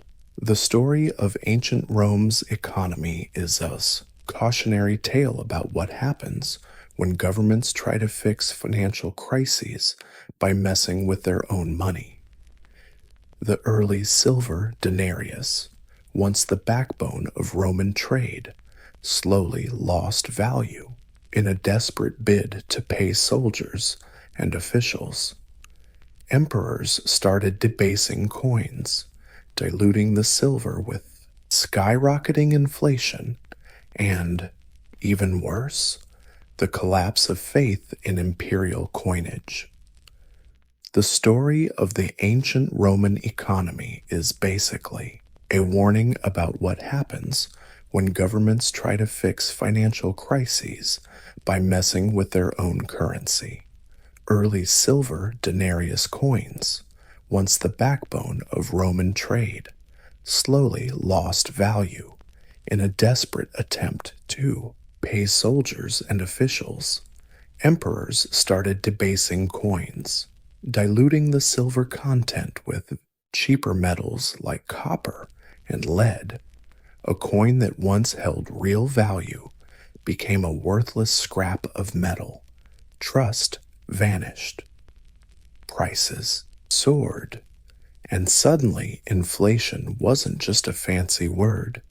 It was everyday life by Emperor Diocletian's time. Late 3rd century, inflation was off the charts. Bread that used to cost 1 cent could now go for 100. In response, Diocletian issued the infamous Price Edict in 301 CE. This huge decree tried to fix prices on everything from wheat to labor and even lion meat. It even set maximum wages for trades. Breaking the edict could get you killed. Labor to lion meat. It even set maximum wages for professions. Break the rules, and boom, death penalty. Sounds tough. Right, yeah. It bombed spectacularly. Sellers just flat out refused to sell at government-mandated prices. Black markets exploded, and enforcing the law was basically impossible. The edict became a joke, proof that command economies can't boss supply and demand around to fix the mess. Diocletian and later, Constantine tried currency reforms. Diocletian introduced new coins like the Aurelianus, and Constantine rolled out the solidus, a gold coin that actually stuck around for centuries as a stable currency, but for regular folks, especially in the provinces. Getting hold of these steady coins was still tough. Most people still bartered or hoarded old coins with real silver content. Meanwhile, the empire's economy got more and more self-sufficient. Big estates grew their own food, made their own tools, and cut themselves off from the fickle market. This shift kicked off the peasant-dominated economy that ruled the Middle Ages. After the fall of the Western Roman Empire, the eastern half, Byzantine, kept the imperial flame alive politically and economically. Based in Constantinople, the Byzantine Empire lasted another 1,000 years. It preserved and even improved Roman economic systems, but always walked a tightrope between tight control and collapse. Micromanagement and market forces. At the heart of Byzantine stability was the solidus, a gold coin introduced by Constantine. Impressively, it kept its weight and purity for over 700 years. Known in Western Europe as the bezant, the solidus became the most trusted international currency of its time. Merchants from Baghdad to Venice, even China, accepted it in a world full of depreciating currencies. Byzantine gold was the real deal, and its reputation was priceless. But don't think this meant the economy was free-floating. Nope. Quite the opposite. The Byzantine state was famous for its heavy-handed interference. It set official prices for bread, wine, oil, and other essentials. In Constantinople, the Annona system, inherited from Rome, ensured steady grain shipments from Egypt and other provinces to the capital, keeping prices stable and avoiding market chaos. This was political necessity. If bread vanished or prices shot up, riots would explode. Constantinople's citizens were notorious for showing their displeasure loudly. The empire also maintained a highly sophisticated bureaucracy, including tax officials, grain inspectors, and price controllers. Farmers paid taxes partly in produce and partly in cash, while soldiers and officials got paid in gold, ensuring loyalty and liquidity. But the Byzantine economy was also deeply stratified, wealth concentrated in powerful landowning families, many of whom enjoyed tax exemptions.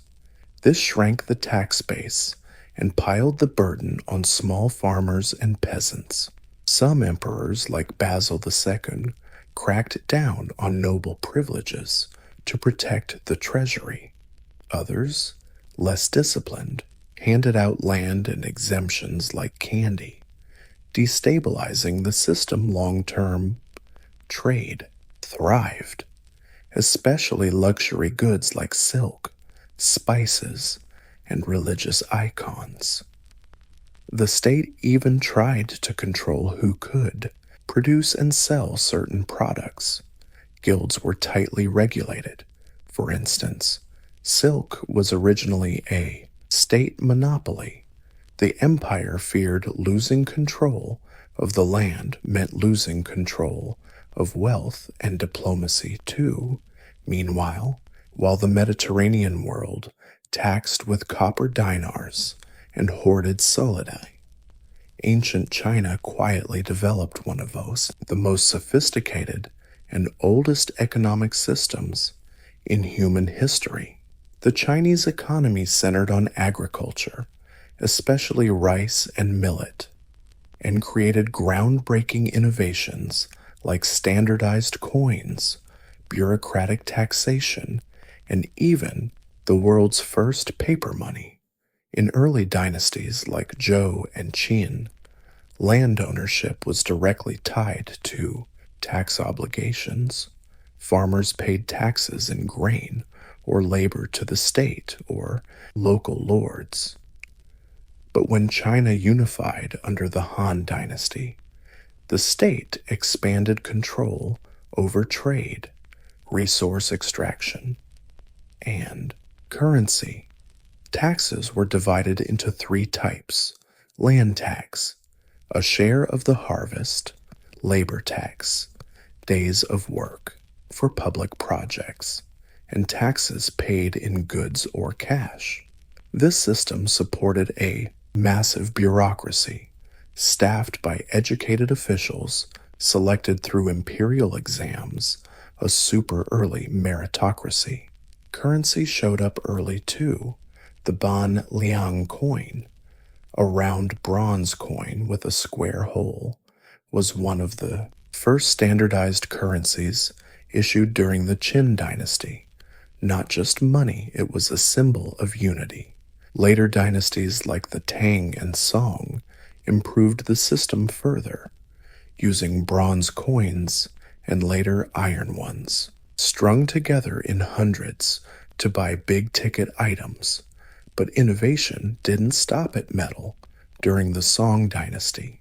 As trade boomed and merchants got tired of lugging around heavy coins, China invented something revolutionary: paper money, called jiazi. These notes were first issued by private merchants, then eventually accepted by the government. By the 11th century, government-issued paper money was widespread nearly 1,000 years before Europe even caught on. The state tightly controlled salt, iron, and tea, often monopolizing production and price fixing. Trade happened both domestically and internationally. The Silk Road connected China to Persia and Rome, while maritime trade reached as far as Africa. Despite the innovations, China wasn't immune to inflation or economic imbalances. Overprinting paper money under the United Republic dynasty led to currency devaluation and public distrust.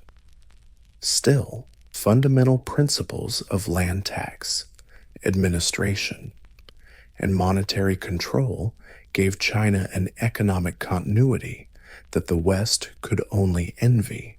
Meanwhile, in ancient India, the economy took a uniquely spiritual turn.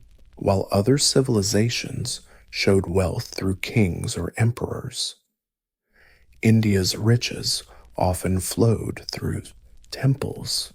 These weren't just places of worship. They were financial institutions, landlords, employers, and even local banks. At the same time, bustling urban centers and distant trade routes were driven by guilds, some operating almost like sovereign entities. Temples in regions like Tamil Nadu and Karnataka accumulated wealth through donations of gold, lands and livestock. A king or noble might donate an entire village to a temple, including its people, fields, and tax rights. These temples reinvested the wealth. They lent grain, leased land, hired craftsmen, and managed irrigation systems. Inscriptions show loans, with interest rates repaid in goods or coins. In fact, the priestly elite became financial managers, blending ritual with revenue. India's economy was deeply tied to religious festivals and pilgrimages. Towns like Varanasi and Madurai attracted huge crowds on holy days, boosting local trade. Vendors, performers, farmers, and financiers all benefited from many pilgrims. The spiritual journey was also an economic one. Alongside, temples were trade guilds called Srini. These were tightly organized craft associations, blacksmiths, weavers, spice merchants, each with the power to regulate prices, quality, and wages. Some even had codes of conduct and their own internal courts. Even more impressive, some guilds amassed enough capital to lend to kings, fund temple construction, or finance caravans crossing borders. Think of them as the first corporations, self-governing, self-funded, and deeply influential. India also maintained a strong long-distance trade network through ports like Lothal, Tamralipta, and Perur. Goods like spices, gems, ivory, and textiles were shipped to Persia, Rome, Southeast Asia, and beyond. Indian merchants used a variety of currencies, punched silver coins, copper coins, and even mother-of-pearl shells in some areas. But economic life wasn't all luxury. The caste system rigidly assigned economic roles, limiting social mobility. A potter's son became a potter. A merchant's son became a merchant. There was some flexibility in practice, but institutional change was rare. Looking across the ancient world, from barley wages in Mesopotamia to Byzantine price controls, one thing becomes clear: human economies have always been about more than just money. They rare. Look around the ancient world, from barley wages in Mesopotamia to Byzantine price controls. One thing's clear: human economies have always been about more than money. They're systems of trust, power, belief, and survival. Despite differences in size and complexity, ancient economies faced problems just like we do today: debt crises, inflation, inequality, and resource distribution. Debt was a hot topic in Mesopotamia. Debt could mean slavery, but kings often wiped it clean with amnesty. In Athens, indebted farmers were saved by debt relief too. In Rome, things got spicy with civil unrest and uprisings. Time and again, ancient societies faced a simple truth: when too much wealth piles up at the top, the system cracks. Inequality isn't a bug, it's a feature. Most wealth land, grain, or coins stuck in the hands of a lucky few. Empires like Rome's and India watched small farmers get crushed by taxes and competition from wealthy landowners. The result: deepening social divides, political chaos, and ultimately decline. Sound familiar? Inflation was another global disaster. The collapse of Rome's monetary system in the 3rd century echoes our modern panic about money printing. The Byzantines tried to hold the line with the solidists, while China wavered between innovation and paper money abuse. These civilizations show us that trust in currency is fragile, and once lost, it's nearly impossible to get back. But there's also a lesson in resilience. Ancient economies were surprisingly adaptable. When coins disappeared, people just went back to bartering. When markets crashed, communities leaned on temples or guilds. When central control faltered, local systems filled the gap. No modern banks, no chaos, just creativity. Another takeaway: economies are always social, not just markets and production, but rituals, festivals, family ties, and cosmic order. The tomb of a temple, a farmer's field, and the king's tax collector were all connected by a shared worldview about how wealth moved and who should control it. In the end, the ancients didn't solve economic inequality or invent a perfect system, but they got something we sometimes forget. The economy is a human ecosystem, and like any ecosystem, it only thrives when balance is maintained. Ignore that balance, and even the mightiest empire can crumble, one grain and one coin at a time. Imagine trekking for days, maybe weeks, through dusty hills and olive groves of ancient Greece. You're not here for sightseeing or the usual worship. You're desperate. Your joints ache. Your vision's fading. Or maybe there's some mysterious worry the village doctors can't explain. So you've arrived at the sanctuary of Asclepius in Epidaurus. Not a hospital, not a clinic, but a divine healing complex nestled in the Peloponnesian hills, where medicine and miracles meet. As you approach the sanctuary, the first thing you see isn't a grand temple, but a series of orderly buildings, baths, gymnasiums, a stadium, even a huge theater. You wonder, is this really a place for healing? Then you cross into sacred ground where normal rules don't apply. The air smells like offerings and herbs. Pilgrims whisper prayers. Sacred dogs roam freely. And everywhere, yes, everywhere there are snakes. Not venomous, but still unsettling. These are Asclepius's sacred creatures, believed to carry the god's healing powers. A priest or healer meets you and starts purification rituals. You bathe in holy water. You fast. You leave offerings, maybe a coin, some fruit, or a clay model of the body part needing a fix. Then you're led to the Abaton, where the real magic is said to happen. Tonight, you'll sleep there, hoping for a divine dream. Asclepius might visit you in your sleep, touch your body with his staff, whisper a cure, or send signs. No anesthesia, no scalpels, just faith, ritual, and the priest will meet you and start the cleansing ritual.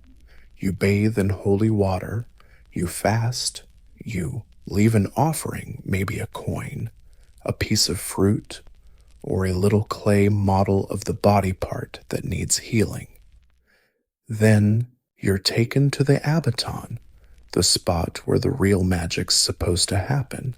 Tonight you'll sleep there, hoping for a divine dream.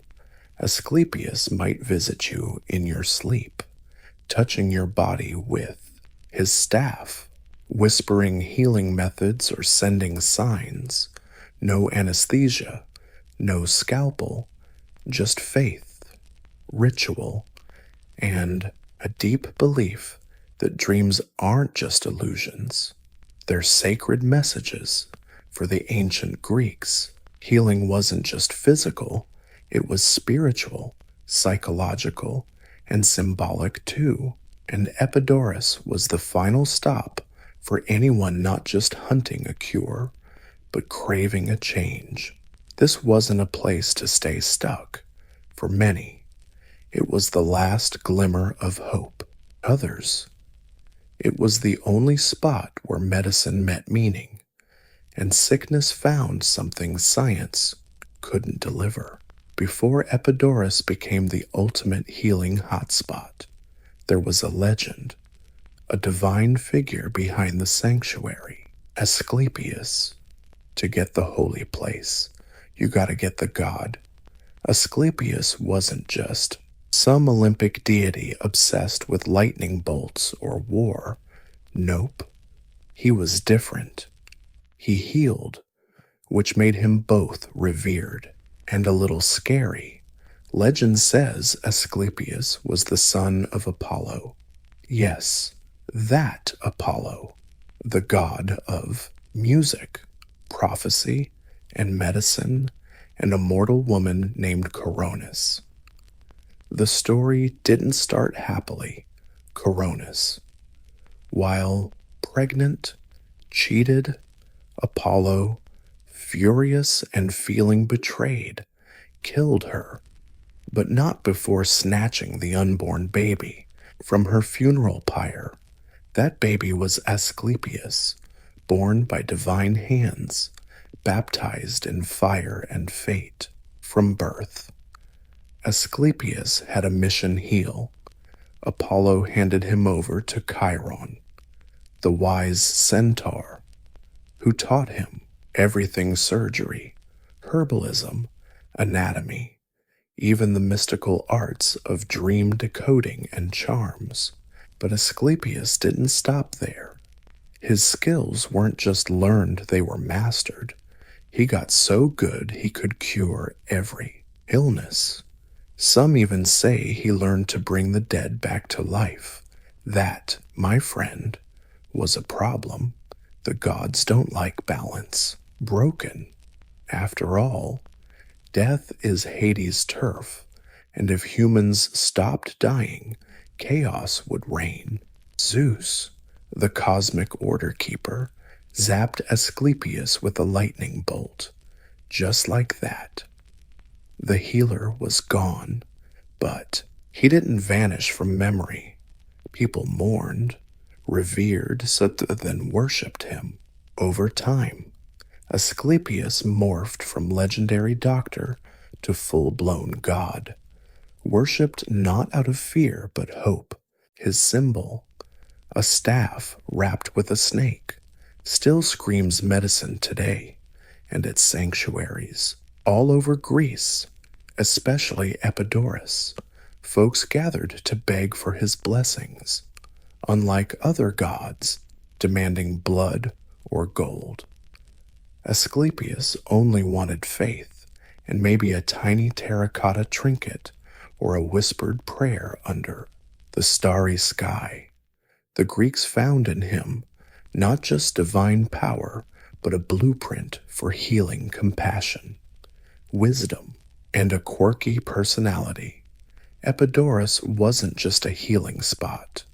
It was a place to connect with something older, deeper, maybe even sacred.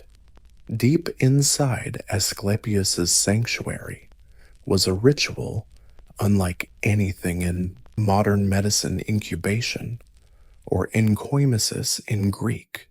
No scalpels, no pills, no diagnosis from a guy in a white coat.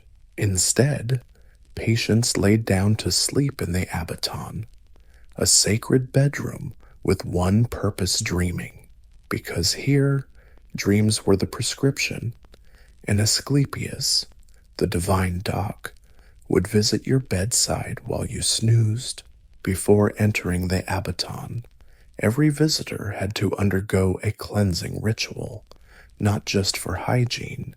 It was to purify the soul. Fasting, bathing, avoiding certain behaviors, and performing sacrificial rites were all part of the deal. Only when body and spirit were deemed worthy could the patient lie beneath the temple roof, surrounded by quiet stone columns and flickering oil lamps. Some patients even brought little offerings, clay models of aching limbs or sick organs. Others just came with hope. The night fell, the abaton filled up with strangers, all hoping for a divine message. Sacred snakes slithered freely on the floor, believed to be the holy messengers of Asclepius. Some even claimed these snakes crawled over the sick, transferring healing energy. Sounds creepy now, right? But to ancient Greeks, it was a sign Asclepius was paying attention. The dream itself was the heart of the treatment. Lucky dreamers described it as vivid, symbolic, and oddly comforting. Asclepius could show up as a person or a glowing figure. He might speak plainly or perform a divine healing spectacle. A dream might show the god performing surgery. Another might be weirder, like a stroll in a garden suddenly interrupted by a snake, coiling around the afflicted body part. In the morning, the patient would recount the dream to a temple priest not trained in anatomy, but an expert in dream interpretation. Then the priest would prescribe what to do next, maybe another ritual, a special diet, or a set of actions to honor the god. Always effective, right? Well, it's hard to say. For ancient Greeks, healing wasn't just physical, it was emotional, symbolic, and deeply spiritual. They didn't expect miracles every day, but believed dreams could thin the veil between mortal and divine. And sometimes, in the silence of the abaton, healing came not from medicine, but from meaning. Epidaurus wasn't just holy, it was mind-blowingly clever. The temple's architecture wasn't random or just for show. It was part of the healing process. Every column and pathway was designed to soothe the soul and sharpen the mind. So if you're imagining some dark, gloomy monastery, think again. Epidaurus was open, Tady, sunlit a scene where harmony seemed to reign. At the center was the temple of Asclepius, the god's official residence, built in Doric style, tall and imposing, surrounded by reliefs telling stories of healing and sacrifice. A giant statue of Asclepius, supposedly made of gold and ivory, once stood inside, bearded, serene, holding his snake-wrapped staff. Worshippers entered to offer gifts and prayers, hoping to earn the god's favor before their healing sleep. Next to the temple was the tholos, a round building whose exact purpose remains a mystery. But it wasn't just a pretty ruin. Ancient writers spoke of complex underground passages and clever acoustics. Some believed it played a role in the dream incubation ritual, maybe a snake nursery, or where initiates performed secret rites. It added another layer of mystery to an already mystical experience. Then came the abaton, the sleeping quarters, long, columned, simple in design but hiding sacred power inside. This is where you'd lie down, hoping for a dream, shoulder to shoulder with fellow pilgrims. It may seem modest today, but the psychological impact was huge. Lying under a starry sky, surrounded by sacred architecture, you believed you were damn close to the divine, enough to change your soul if not your body. But Epidaurus wasn't just a holy spot. It had baths, a gym, walking paths for reflection, and even today it might seem humble, but psychologically it hit deep, lying under the stars, surrounded by sacred architecture. You believed you were damn close to the divine, enough to change the soul if not the body. But Epidaurus was more than a spiritual hub.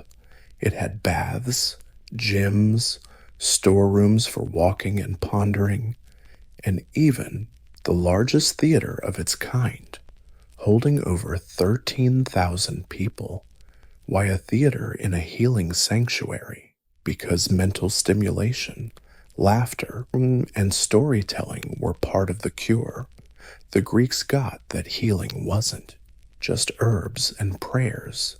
It involved environment, mood, and feelings. Even aesthetics had therapeutic power. Let's be clear. Epidaurus wasn't all dreams and holy illusions.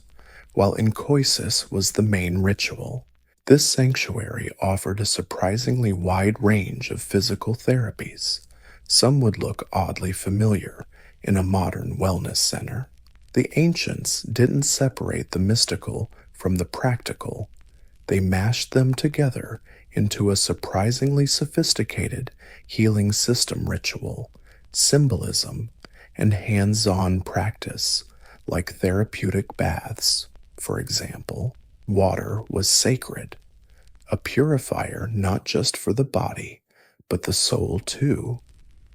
Patients often bathed in springs and pools, usually before rituals, as a cleansing rite. These weren't casual dips.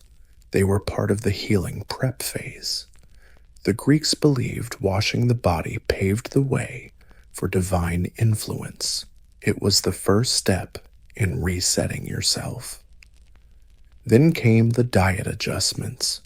The priests at Epidaurus often prescribed specific diets depending on the patient's condition: light food, wine watered down with water, fasting. The goal wasn't calories, but balance. Ancient Greek medicine, influenced by moral philosophy, saw illness as imbalance and food as the tool to restore harmony. Fasting rituals before sleeping in the abaton were believed to intensify and vivify dream states. Physical activity was also encouraged. Patients strolled through colonnades, worked out in the gymnasium, and watched plays at the theater. Emotional release, exercise, even group laughter were all considered essential parts of healing.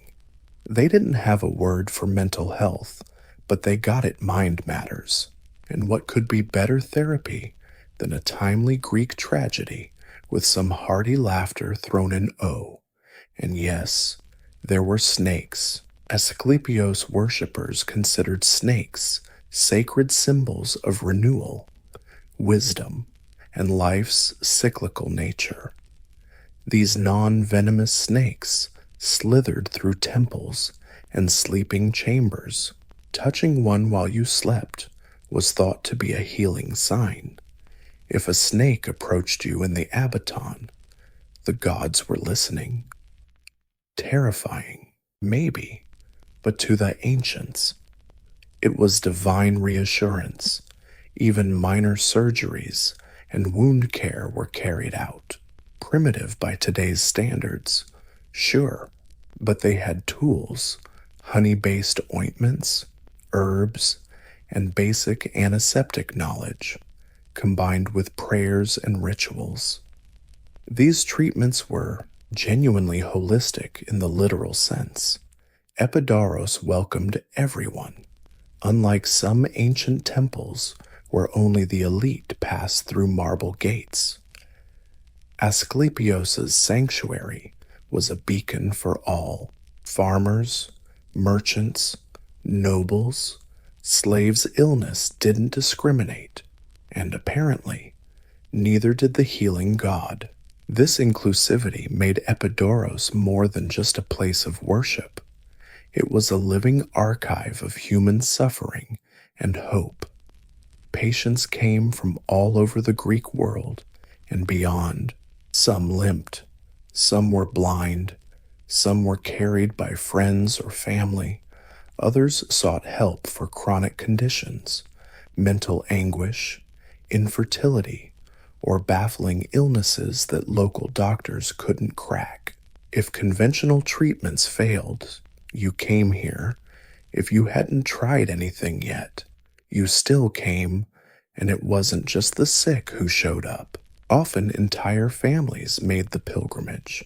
Some brought their weak children, others elderly relatives, hoping for one last shot at relief. In this way, the sanctuary became a vibrant mosaic of human stories, each person chasing a divine answer through the marble gate.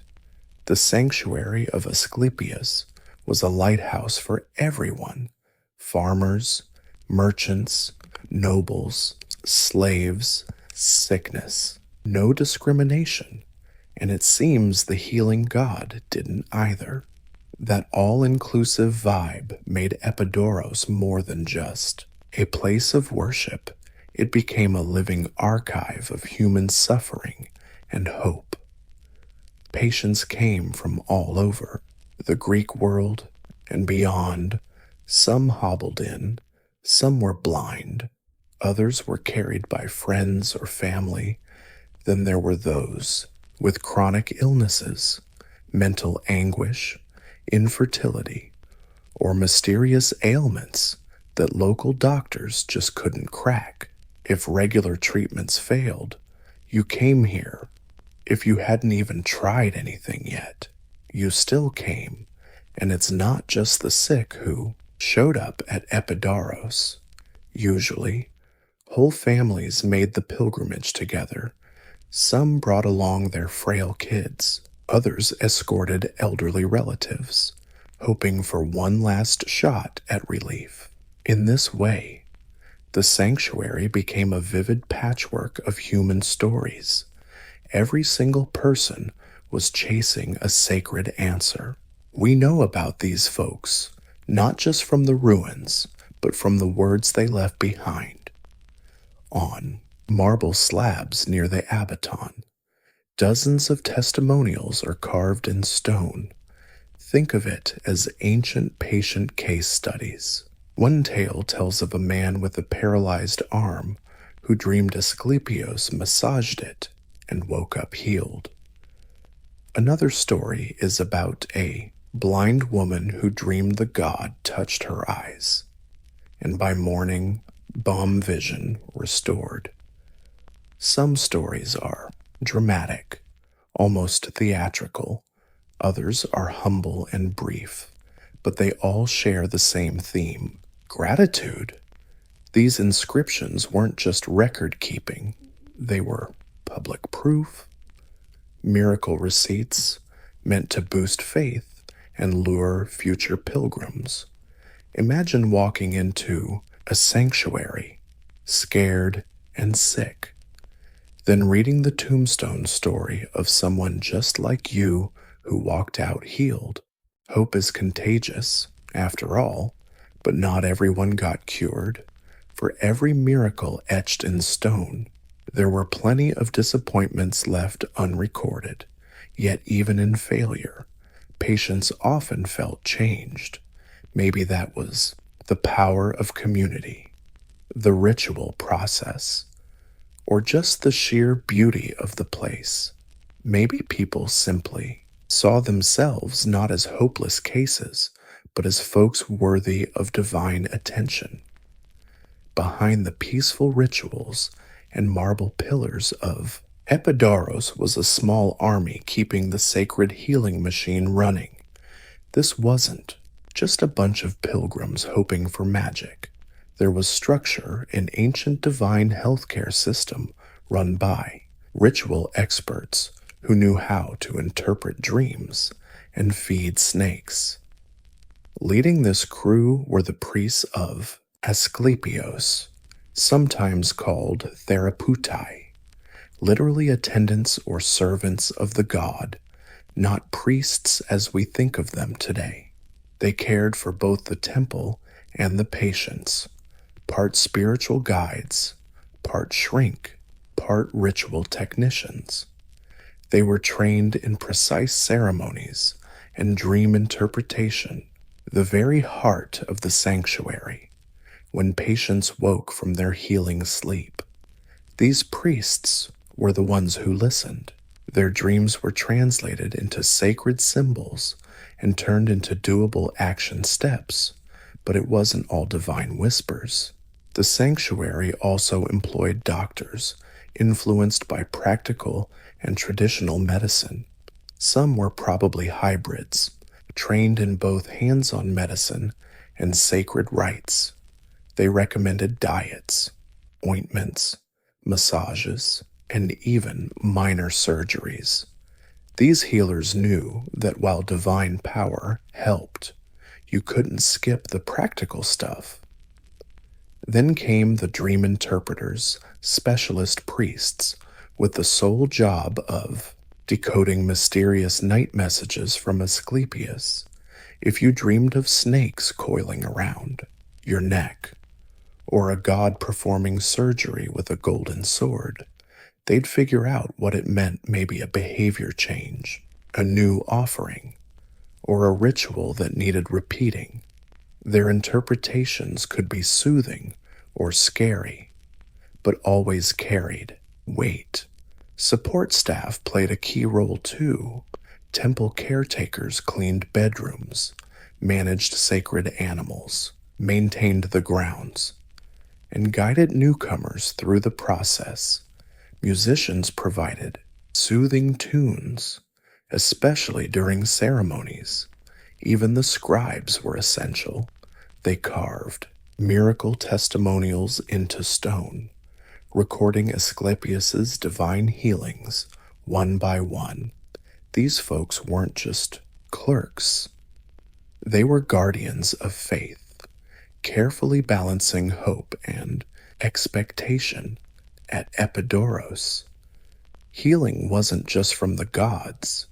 It came from human hands performing sacred rituals, and for thousands of pilgrims, that gave the whole experience authenticity. This wasn't chaos. It was choreography, a sacred dance between gods, dreams, and very human helpers. It may seem strange to modern eyes, but one of the most iconic buildings at Epidaurus isn't a temple or hospital. It's a theater, a massive one, built on a hillside. The Epidaurus Theater seats over 13,000 spectators and is still praised today for its perfect symmetry and acoustics. But what does a theater have to do with a healing sanctuary to the ancient Greeks? The answer was obvious. Drama was therapy. Attending a healing sanctuary to the ancient Greeks. The answer was obvious. Drama was therapy. Attending a play wasn't just about killing time. It was a ritual, a soul cleanse, a process they called catharsis. The emotions stirred up in Greek tragedies and comedies: sadness, joy, anger, laughter weren't distractions from illness. They were treatments. Watching a play about fate and suffering could help a grieving mother let go of her sorrow. A funny show could break the isolation of someone paralyzed, actually help a grieving mother ease her pain. A comedy show might even break through the isolation of someone paralyzed by fear. This was ancient group therapy. Folks, theater connected patients to a mythical worldview that laid the foundation for a sanctuary. Many plays touched on themes like divine justice, human error, healing, and redemption. Characters like Orestes, Electra, even Asclepius himself might appear on stage.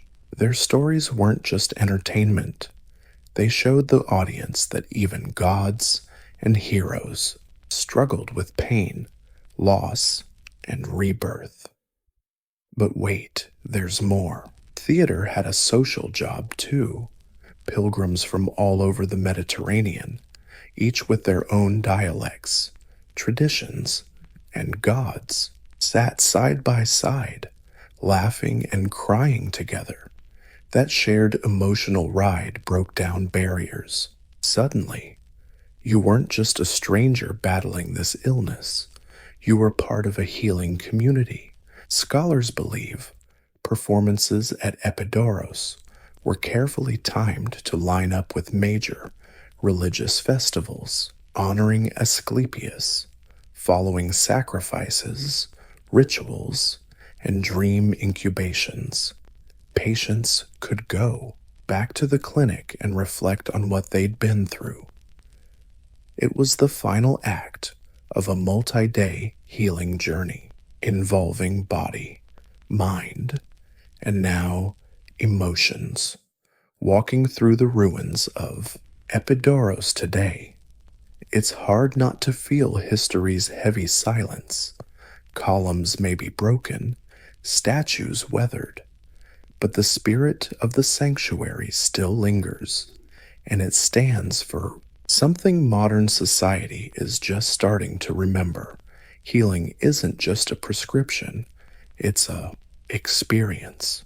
For centuries, Asclepius's sanctuary thrived as the ancient world's top healing hub.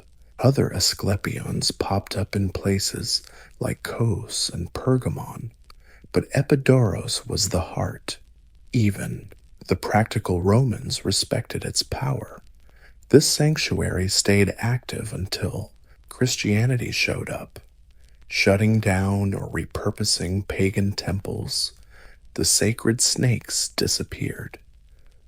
The dream chambers went quiet, and Asclepius, once a god, got demoted to legend, but his legacy never died. The snake-entwined staff of Asclepius lives on as the global symbol for medicine. The idea of holistic treatment, mind, body, spirit shines through modern healthcare, psychology, and even palliative care movements. Epidaurus was way ahead of its time. It anticipated what we now understand: the role of belief in recovery, the power of environment, and the healing force of human connection. And let's not forget what the sanctuary teaches us about ritual, fasting, bathing, praying, storytelling. They created a structure where suffering made sense. It wasn't random. It was part of the story. For many pilgrims, that alone was transformative. Even today, patients often report better results when they feel seen, heard, and guided through treatment, not just treated like a symptom on a chart. Epidaurus reminds us of something deeply human: the need to believe, whether in the divine or the scientific, in dreams or data. People always seek a story to make sense of illness and health. It's not superstition, it's survival. So when standing amid those sunlit ruins, we don't just admire ancient architecture. We ask, what if healing was sacred again? What if hospitals offered not just treatments, but meaning? What if medicine remembered? Not only admire ancient architecture, we're left with another question. What if healing was sacred? What if hospitals didn't just offer treatments, but also meaning? What if medicine remembered? The wisdom of the past at Epidaurus. They didn't just heal bodies, they restored hope. And sometimes that was the greatest miracle of all.